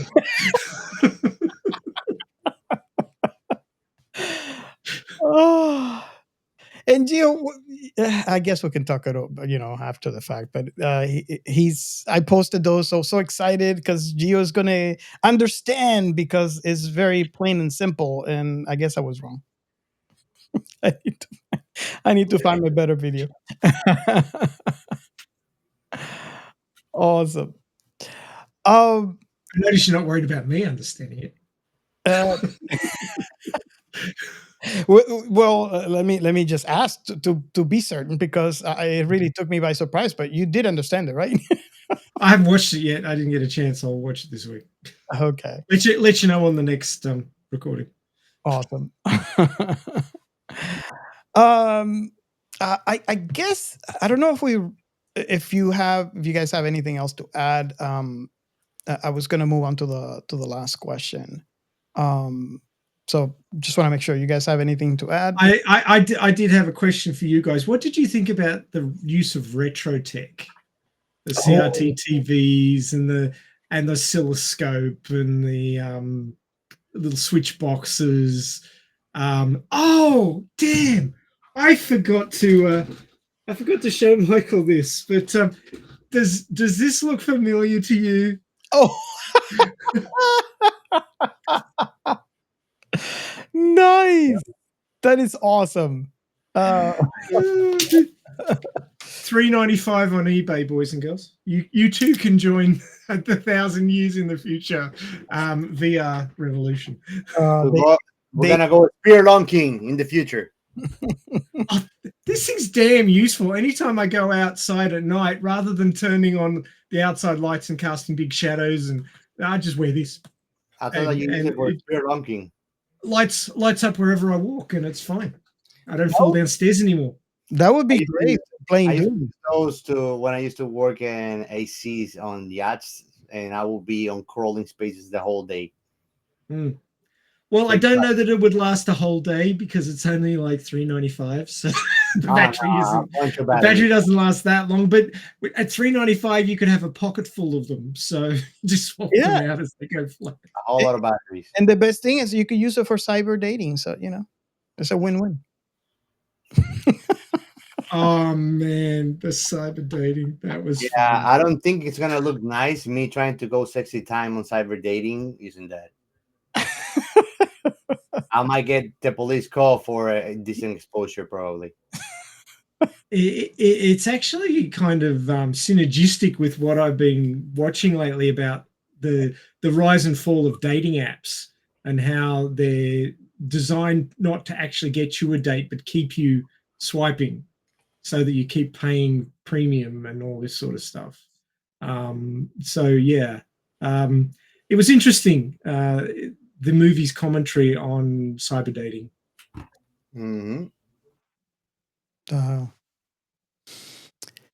So, should we move on to the last question? Yeah, sure. And I'm gonna be fair this time, and I guess I'll let you guys go first. But the question that we normally ask is, what is your last impression of the film? So I don't know. I guess, do we lose Gio? Maybe we did. You want to go next? Is he stepped away? I think he stepped away for a moment. Oh. My first and last impressions are pretty damn close together within hours. Chaos's phone crashed. I didn't know it was flying. But anyway. I mean, for a low budget indie passion project, this movie is freaking fantastic. You've heard us talk about it. We probably haven't covered all the points we could have covered. Like, I mean, I only just now realized, oh yeah, there's a whole commentary on dating apps hidden in the cyber dating section. And it also talks to the point of people who avoid having to deal with their own feelings by pushing other people to deal with theirs, and the whole I'll pick your dates and you pick my dates thing just smacks of, well, you can't trust your own feelings because you either don't know what you want or you're afraid of what you want. Yeah. I mean, emotions, relationships, and building connections with other people, there's a heck of a lot of fear involved. You're afraid they won't like you. You're afraid of embarrassing yourself. You're afraid of going further because you don't want to lose what you've got. There's a ton of fear. And to actually get somewhere in relationships, you need to be brave, and you need to take the losses. You need to take the punches on the chin, feel like shit for a while and sad and get over it, and then get up and get back on the horse. Because nothing happens unless you keep moving forward. Yeah. And it's really hard. Like your heart gets set on somebody. When you're young, your heart gets set on somebody and you think that they're it forever. And then after your second or third marriage, you realize that that's not necessarily the case, because everybody changes. So the person that you were with for particular reasons when you got together isn't the same person 20 years later. Mm-hmm. People change. And that's why people fall into love and fall out of love. Robert was a playboy as a youngster, but you. Oh, I don't doubt it. I do not doubt it. Oh yeah, no, He's Robert got- was. He's got Silver Fox written all over him. He's like all empath and nice guy now, but like he was a whole other side of the yin yang. But you can relate to me because we were shy as kiddos. I became trash when I grew up, and like we don't realize, like we realize after all, like what was the worst that crush I had could tell me no, and that's it, and we never ask, Mm-hmm. and I mean, who knows what life would have been if I would have just understood the simplicity of how important it is to be rejected. It's not even that. It's the fact that confidence is sexy. Confidence is attractive. That I don't see anybody sending me messages for being sexy, and I'm that football jock that thought he was eating a bit and displayed confidence well and far above his abilities got a lot because he was stupid and confident.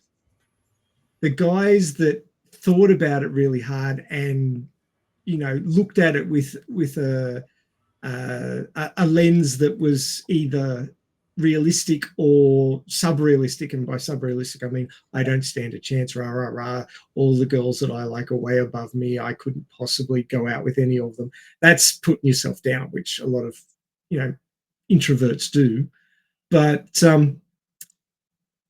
just learning to back yourself, learning to say I am worth it. And when I was a teenager, I couldn't even look at myself in the mirror. I couldn't do it. I couldn't look myself in the eyes in the mirror. You know how fucked up in the head you have to be to be that far down? That was me as a teenager. I had this voice in my head that would tell me the most negative things all the time. All the fucking time.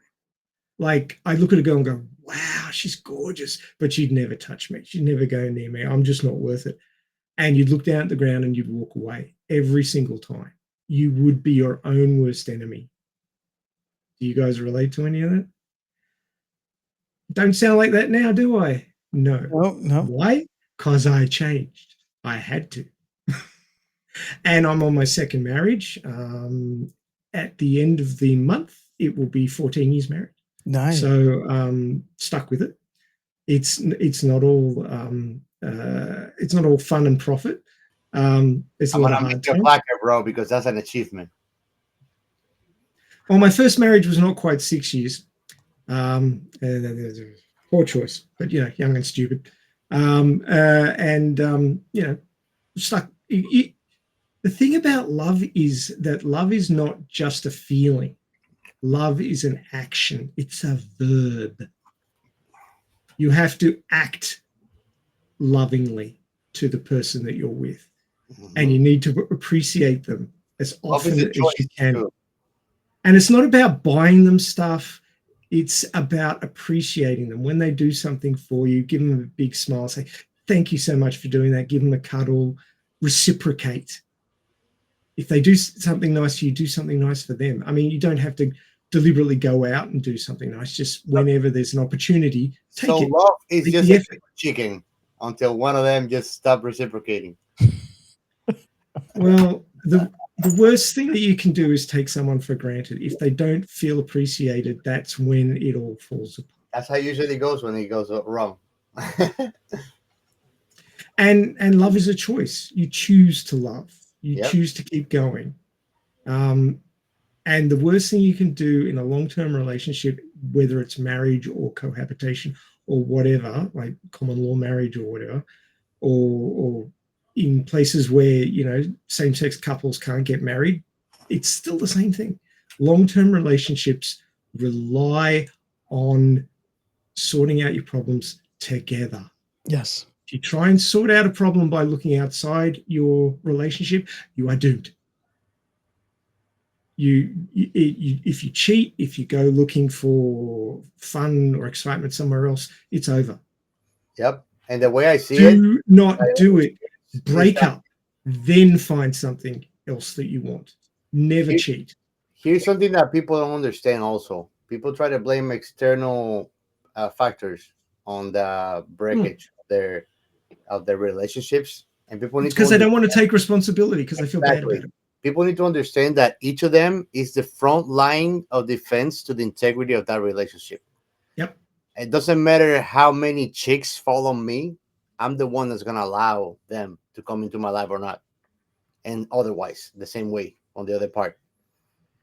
You know. And you have to remember that there's two people in this relationship. It's not all about you. Yeah. So you've got to look at the other person and go, how are they feeling today? I'm feeling, you know, I on this particular day, I am feeling like I'm not being appreciated. Why is that? Are they feeling down? Are they having a tough time at work? Talk, communicate, find out, support. When the other person is down, support them, even if you don't feel like it, and you'll keep your relationship strong. Of course, if you're doing all the supporting and they're doing nothing, then you're being used up, and you need to sort that out. You need to talk to them and say, hey, look, I need some, you know, quid pro quo on occasion. I'm not always Mr. Happy-go-lucky. I need some help as well. And you just got to talk. You've got to talk it out, and you've got to be reasonable and come to a common ground. And you And gotta if you be can honest do with all that, yourself. you'll be able to stick with it. Many people are not honest with themselves, and that's the first failure that they can create to be dishonest to anybody else. I like to tell people, you can bullshit me, but don't bullshit yourself. Once you do that, it's craziness. But people bullshit themselves all the time, and it's because they've had it drummed into them that they have to be perfect. It's what you mentioned. It's lack of accountability too. It's a very, very sad thing, you know. Well, the sad thing is that a lot of I call it education, but it's not just education from schools, but it's education from family and education from television and education from books. It all sets everybody up to fail because they make out like you've got to be perfect. Perfection is a point of view. It doesn't actually exist. One person's perfection is another person's trash dimension. All right. So perfection, there's no such thing as being perfect, but you can be perfect for each other. And that is if you see in each other what you desire, then you're perfect for each other. But there's no actual perfection. It does not exist. So rather than trying to be for perfect, each other comes with all the imperfections. Yeah, but you just be the best person you can be and be kind. Yeah. It's not complicated. Well, that's something that frustrates me a lot. That I find today in society very, very common, and I think it's ridiculous. It's that the common folk out there, if they are not in a good mood or having a bad day, some way they exteriorize it and take it out on others around them. Oh yeah, it's called projecting. Yeah, I think that this is very irresponsible, and I think that it's one of the things that allows me to get along so well with anybody and anywhere that I go to work. Is that's like a very hardcore policy of mine. I could be feeling like I should jump off a bridge, and I'm gonna be nice to you because it's not your fault, and I understand that, and I should not penalize you for it. When I see people acting like that, and grown-up people, 60s, 50-year-old people doing these things, and I'm like, you're acting like a toddler, you know? It shows that you don't have any kind of discipline or self-control. Well, they also probably had poor role models, which they learnt that from somewhere. Put it that way. Yeah. I mean, I've had these conversations with my son where he said, "Oh, so and so was pointing at me and saying you're dumb," but I'm in the advanced class. So where do they get that from? And I said they're projecting. Mm-hmm. They're jealous and they're projecting. True. So I think that's your last thought. That was a long last thought, but I was waiting for Gio to get back. Gio, what is your last boys and girls, be kind. Be kind. Yeah. What is your last thought of the film? My last thought, I mean, this movie was fun as hell.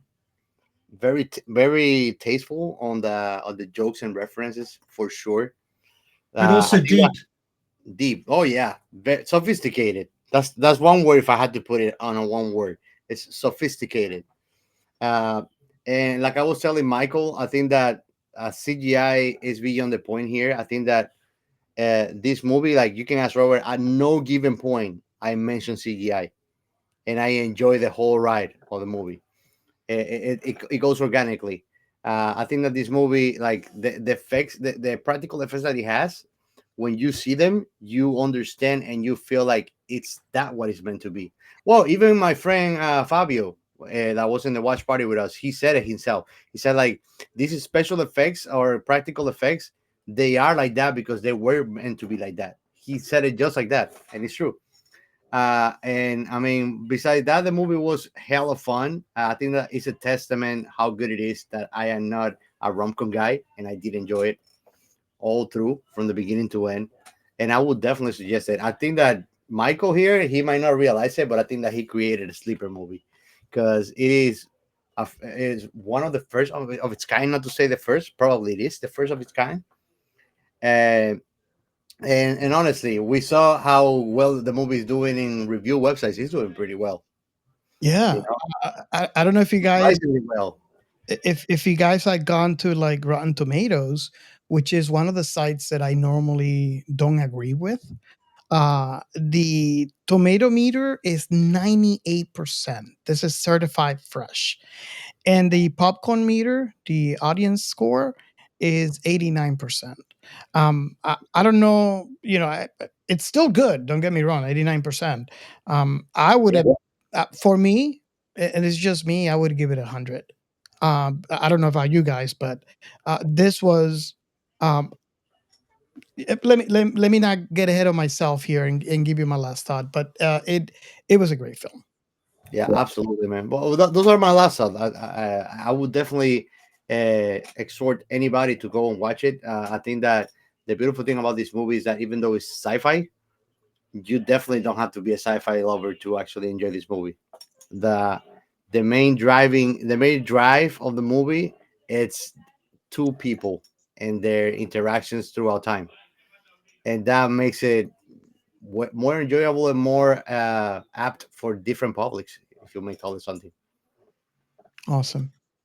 Okay, I guess it is up to me now. The last thought. Tun, tun, tun. I am actually glad that you guys enjoyed this film. I want to venture to say as much as I did. Like I said earlier, I was a little worried about chaos, like in this film, because I know his taste is not quite the same. So I was kind of happy to hear that he actually enjoyed it as well. I know another rom-com that he enjoyed. Yeah. School Days. But it was only the last two episodes. There's no comedy on it, but yeah, I love it.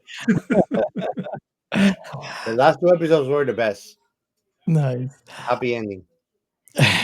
She stayed with his beloved in a Well, boat. she got ahead. Okay. You know, I'm not going to ask, and I'm going to move on. So I kind of alluded to this, and you probably get an idea what I'm going to say about my last thoughts. Number one, I encourage everyone here listening or watching on YouTube to go and search for this movie, Molly and Max in the Future. The movie we watched it in Prime, but this is one of those movies that I venture to say is worth purchased, and that in a streaming world that has big weight. At least from my perspective, I don't know if you guys agree with me or not, but from my perspective, just by saying this is worth the purchase means something. When we have so many streaming services out there where you can just stream this movie.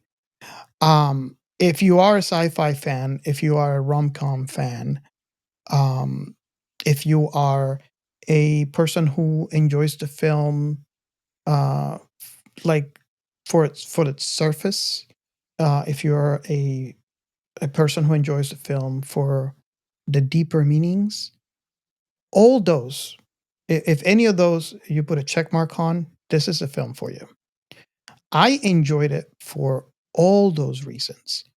And the one thing that I'm going to repeat here, because I think it's worth repeating, is that this type of sci-fi, I always said in previous episodes that we need a lot of romantic sci-fi. It's not the norm. There's not many out there. At least for me, I really enjoy them. But this one goes even beyond that, right? You hear it here from Captain Chaos here, where he says he enjoyed this, and it is technically a rom-com sci-fi.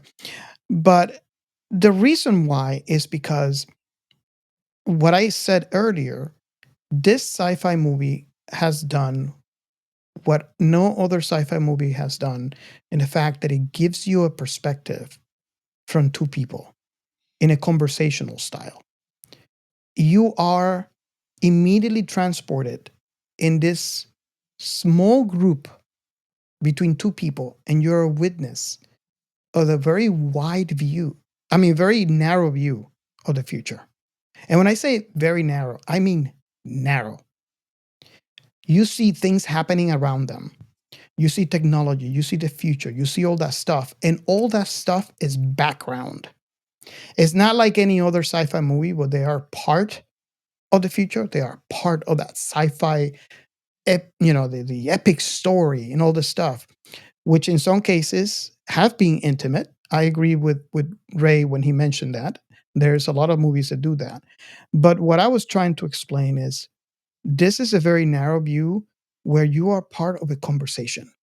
And everything that happens in the film is background.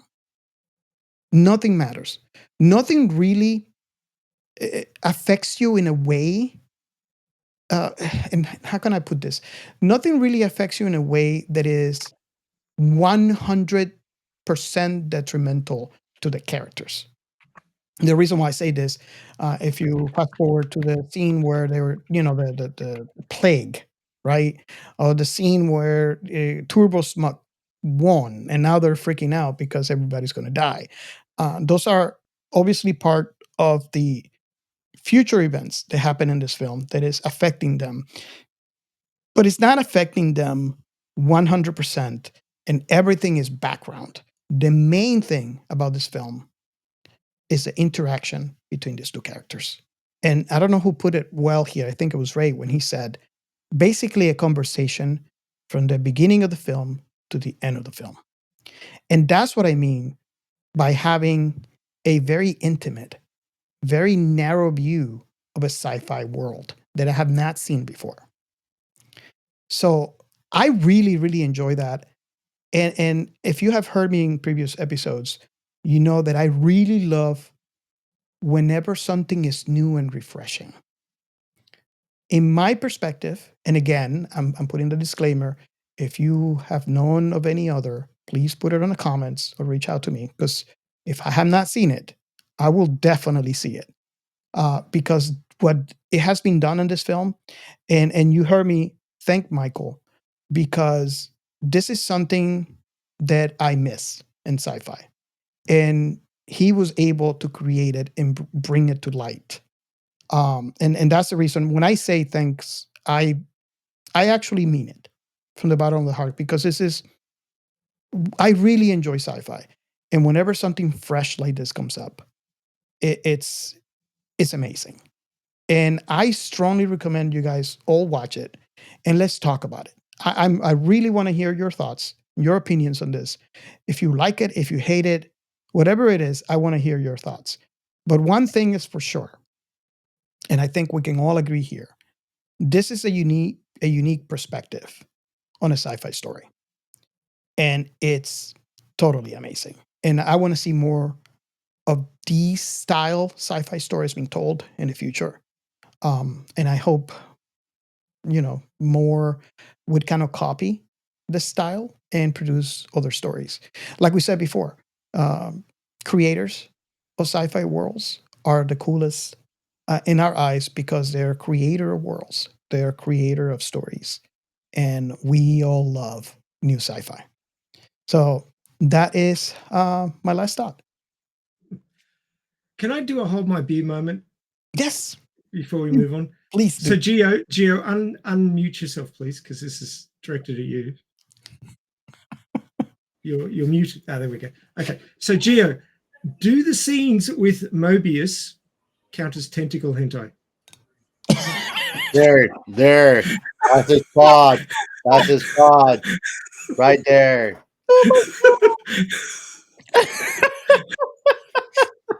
That's my hold my beer moment for this I was episode. talking to Gio about that because I was telling him before that even comes up on the watch party. I was telling him, look, this movie has very funny sex scenes, and he's like, huh? How can sex scenes be funny? It's like, just wait. Now, Gio, I can ask you now because I forgot to ask you in the watch party. Wait. Was I right? There. That's the spot. Yeah. You gotta lick it, Gio. You gotta lick it. No, you're not gonna get that on camera. That's Lick only the tentacle, Gio. Lick the That's only tentacle. Gian's content. People pay for that, Ray. I don't do it for free. That's only Gion's. You wanna see me shaming myself? There's a price for that. There's a price for everything. So, Gio, was I right when I said it was funny sex? $20 is $20. Funny, more like weird. Oh, God, I really enjoyed it. I wasn't gonna say that while Michael was here. Oh, when she leaves, like, That's see, where my I knew brain he went. was gonna leave. Oh, he can see the future. Dumbass. Well, they were in a cult, so you know. Thankfully for us, Molly woke up, so you know. Yeah. Well, I should say thanks to Max. Okay. Anything else to add before? No, I thought I'd just break the show there. Your reaction was priceless, Robert. Yeah, I just love it. Well, should we move on to the last segment? Should I be afraid to move on to the next? No, the last segment's fine. I'm only just going to talk about ultramassive black holes and stuff. Awesome. Here we go. Sci-fi. So I noticed you've got a bunch of stuff there, Robert. Do you want to cover any of your stuff first? I was thinking about it, but I was thinking, I think, I don't know. I talked so much about it, and maybe I should just give the audience a break. I really enjoy quantum mechanics, so that's the reason why. But maybe we should just go with yours. All right.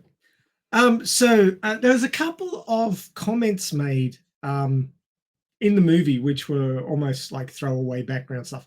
In fact, anything that wasn't relationship related to Max and Molly was background stuff. But the two that occurred to me was their discussion about single biome planets versus multiple biome planets. And I thought to myself, that's interesting.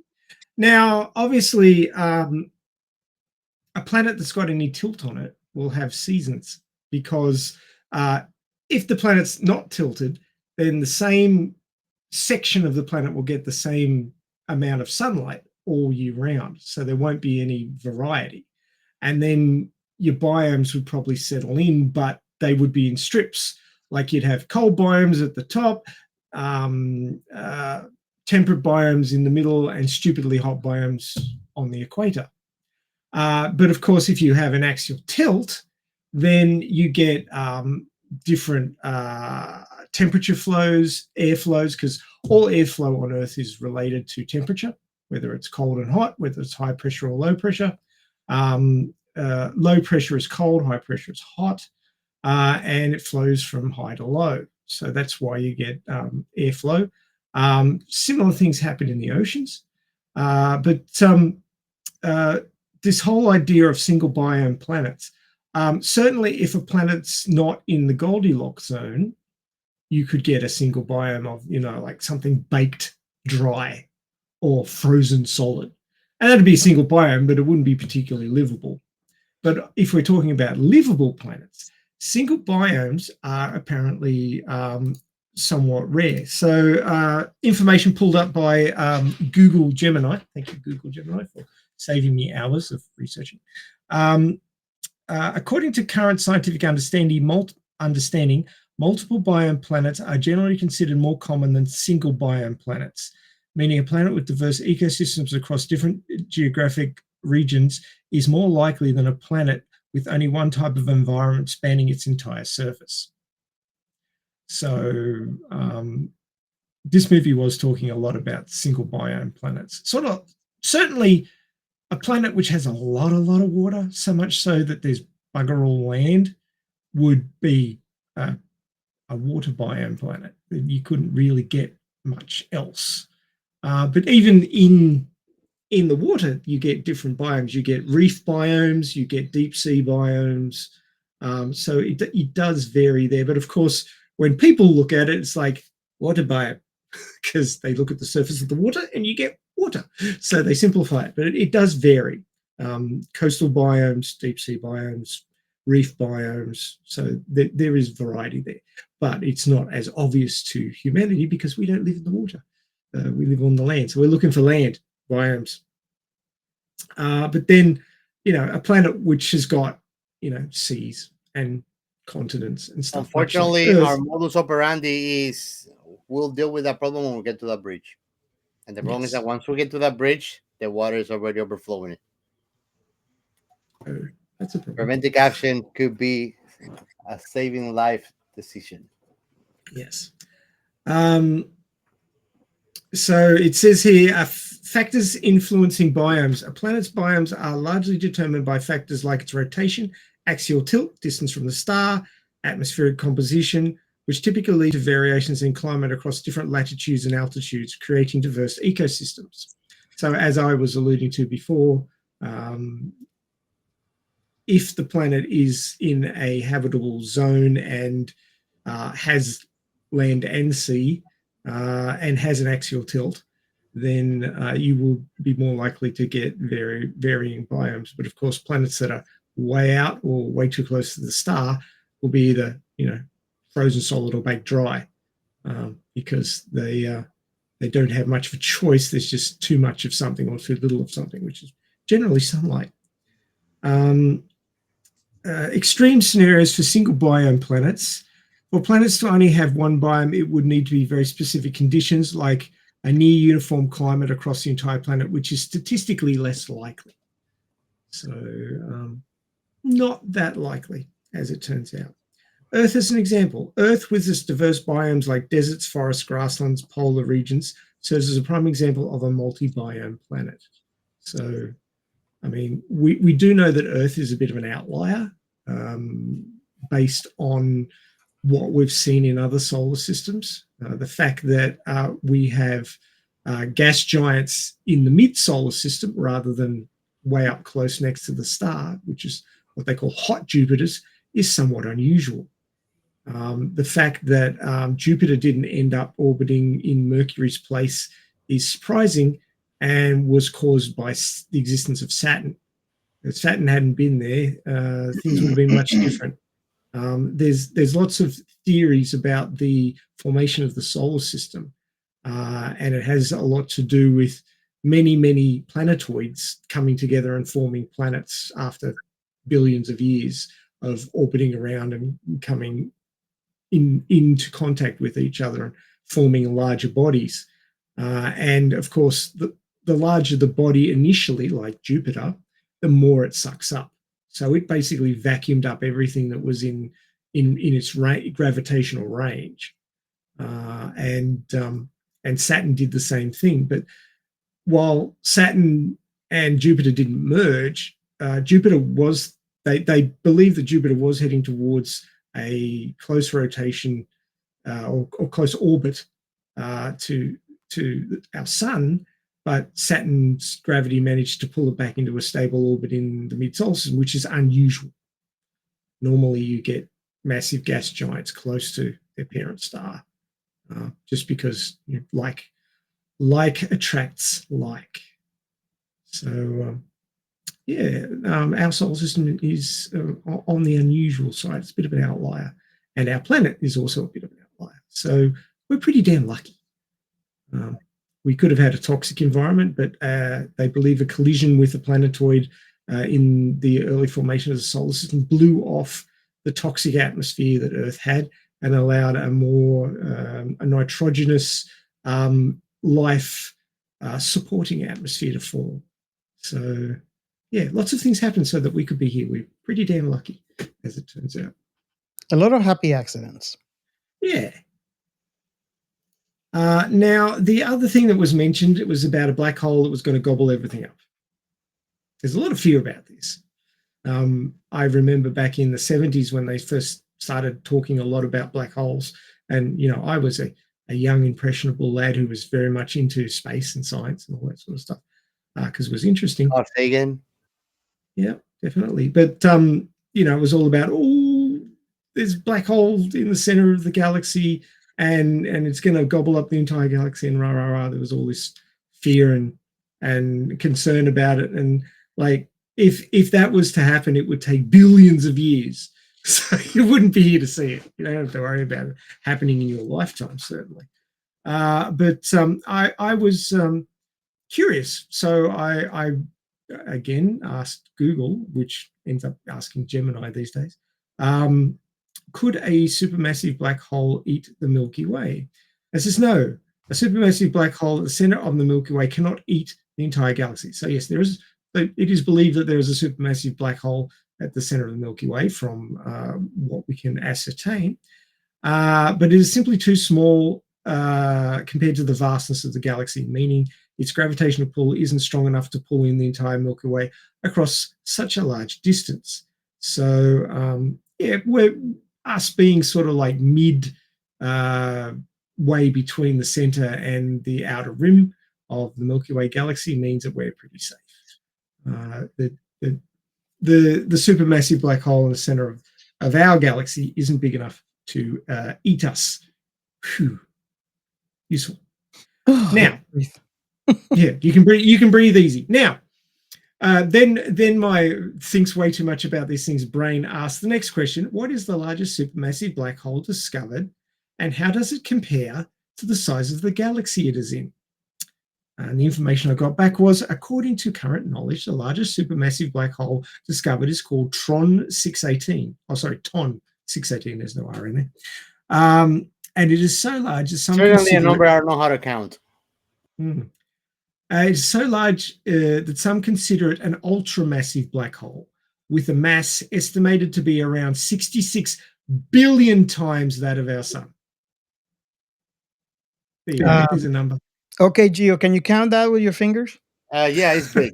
I can assure you, it's big. 1, 2, 3. Almost as big as, you know what? As these nuts. As these nuts. Okay. Yeah, so the mass is estimated to be around 66 billion times that of our sun. Now, when you consider that there's many, many hundreds of Earths can fit inside the volume of our sun, and Earth is pretty damn big when you consider the size of a person. This is sizes that are just ridiculously impossible to consider. They're just freaking huge.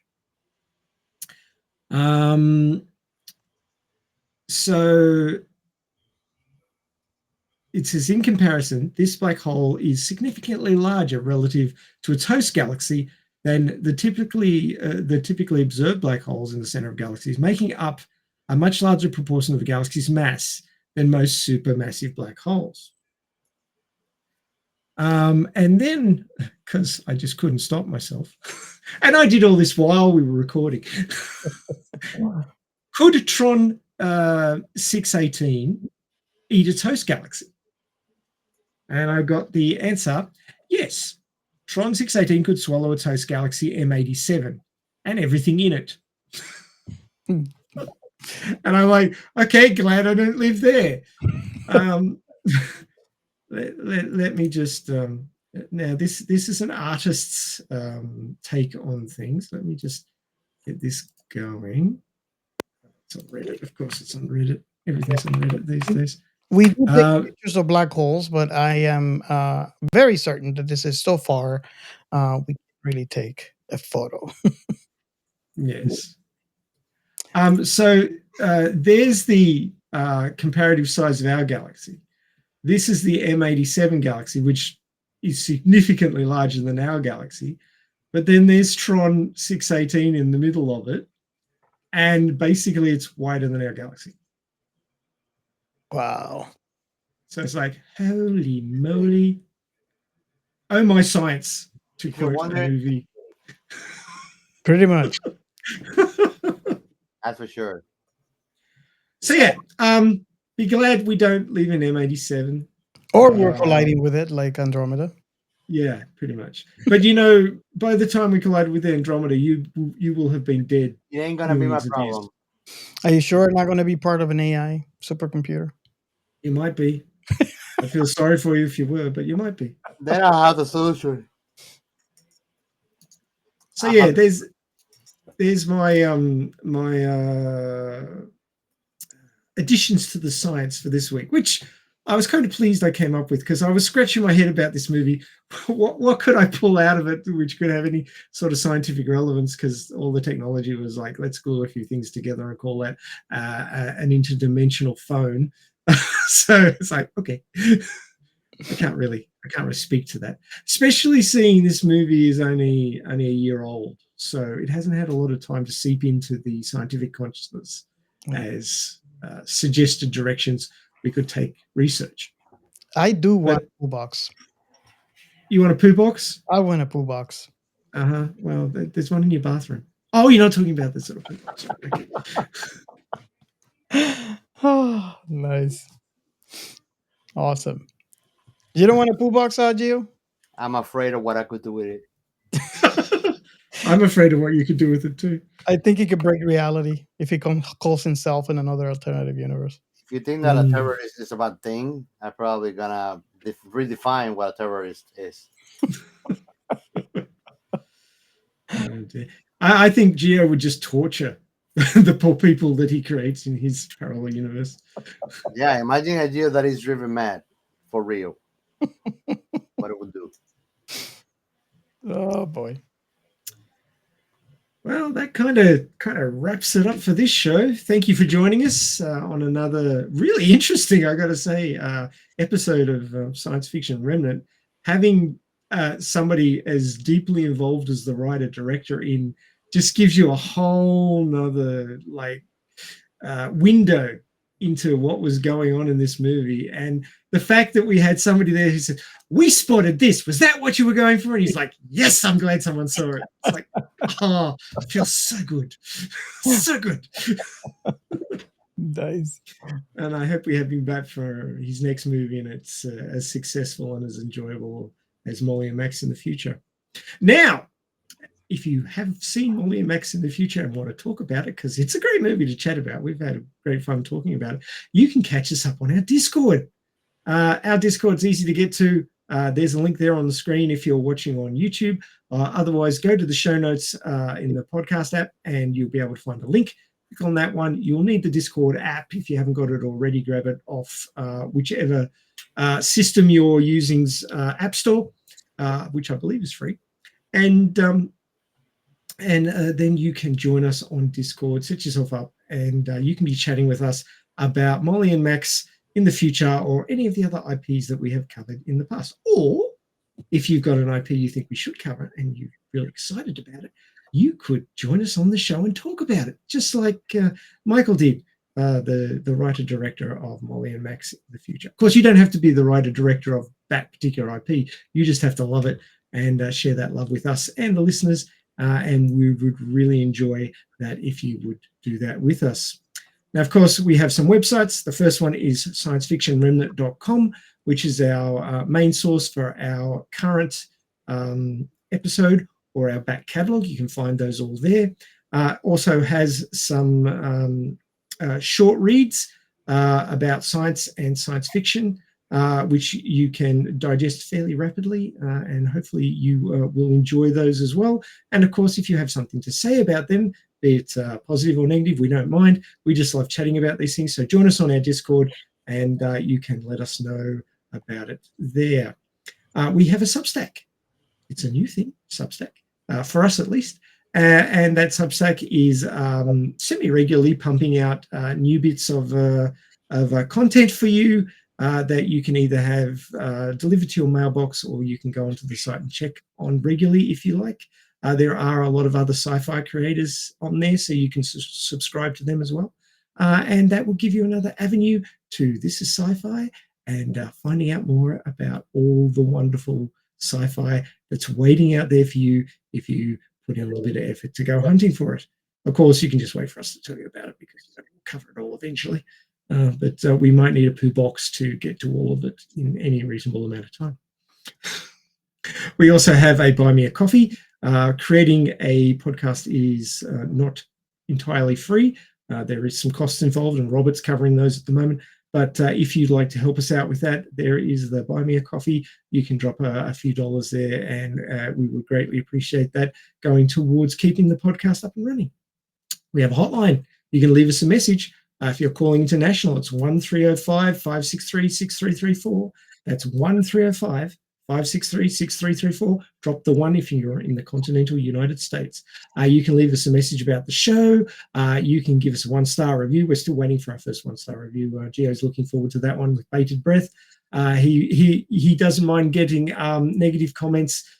He's always looking to improve. So if you can give him some suggestions, we don't mind at all. If you leave us a message, criticism, make sure, okay? Destructive criticism. I like it. Destructive or constructive? Destructive, because that way I can mock whoever gives me the criticism. Okay. Oh God. The man and the mission. You've just heard it on the show, folks. I'm not here to make the world better. I'm here to make it worse. No, dear. I'm just another human. You're bringing the tone of the closing down, dude. Come on. I mean, come on. Yes, The movie The Black Hole sucks in everything, and they're forever, ever happy. Gravity. So you're telling me that gravity is a myth and the Earth sucks? I still wonder if I get a spaghetti fry, would it get longer? For a moment, yes.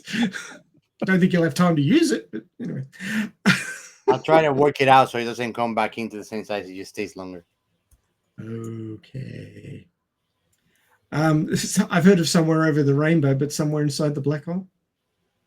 You want to sing that one for us in karaoke? Probably Uranus. Oh dear. So yeah, you can leave us a message on that number. We don't mind what it is. If you want to talk about your favorite IP or something that we've already covered, we'd love to hear from you. If you allow us to use that message in the show, we will talk about it in the This is Sci-Fi section. And of course, if you're suggesting to come on and talk about your favorite IP with us, we'd love that as well, because we always love getting somebody on. We will be super respectful to your IP and whatever you love in the realm of sci-fi. And we'd love to have a chat with you about that. But do jump on our Discord if you want to talk to us about that as well. That's another avenue to join us on the show. So thanks for listening or watching. If you're watching on YouTube a month after the pod drops, check our back catalogs for IPs that you may enjoy. I do recommend that you watch the show before you listen to the podcast, because of course we are not only long format, but we spoil everything. You can't really talk about it in depth unless you spoil. Feel free to reach out to us on Discord, as I've said, and we would really enjoy to find out what you like and possibly cover it on the show. But thanks for joining us. We had a lot of fun. We hope you enjoyed listening, and we hope you join us again on the next episode of Science Fiction Remnant. See you next time.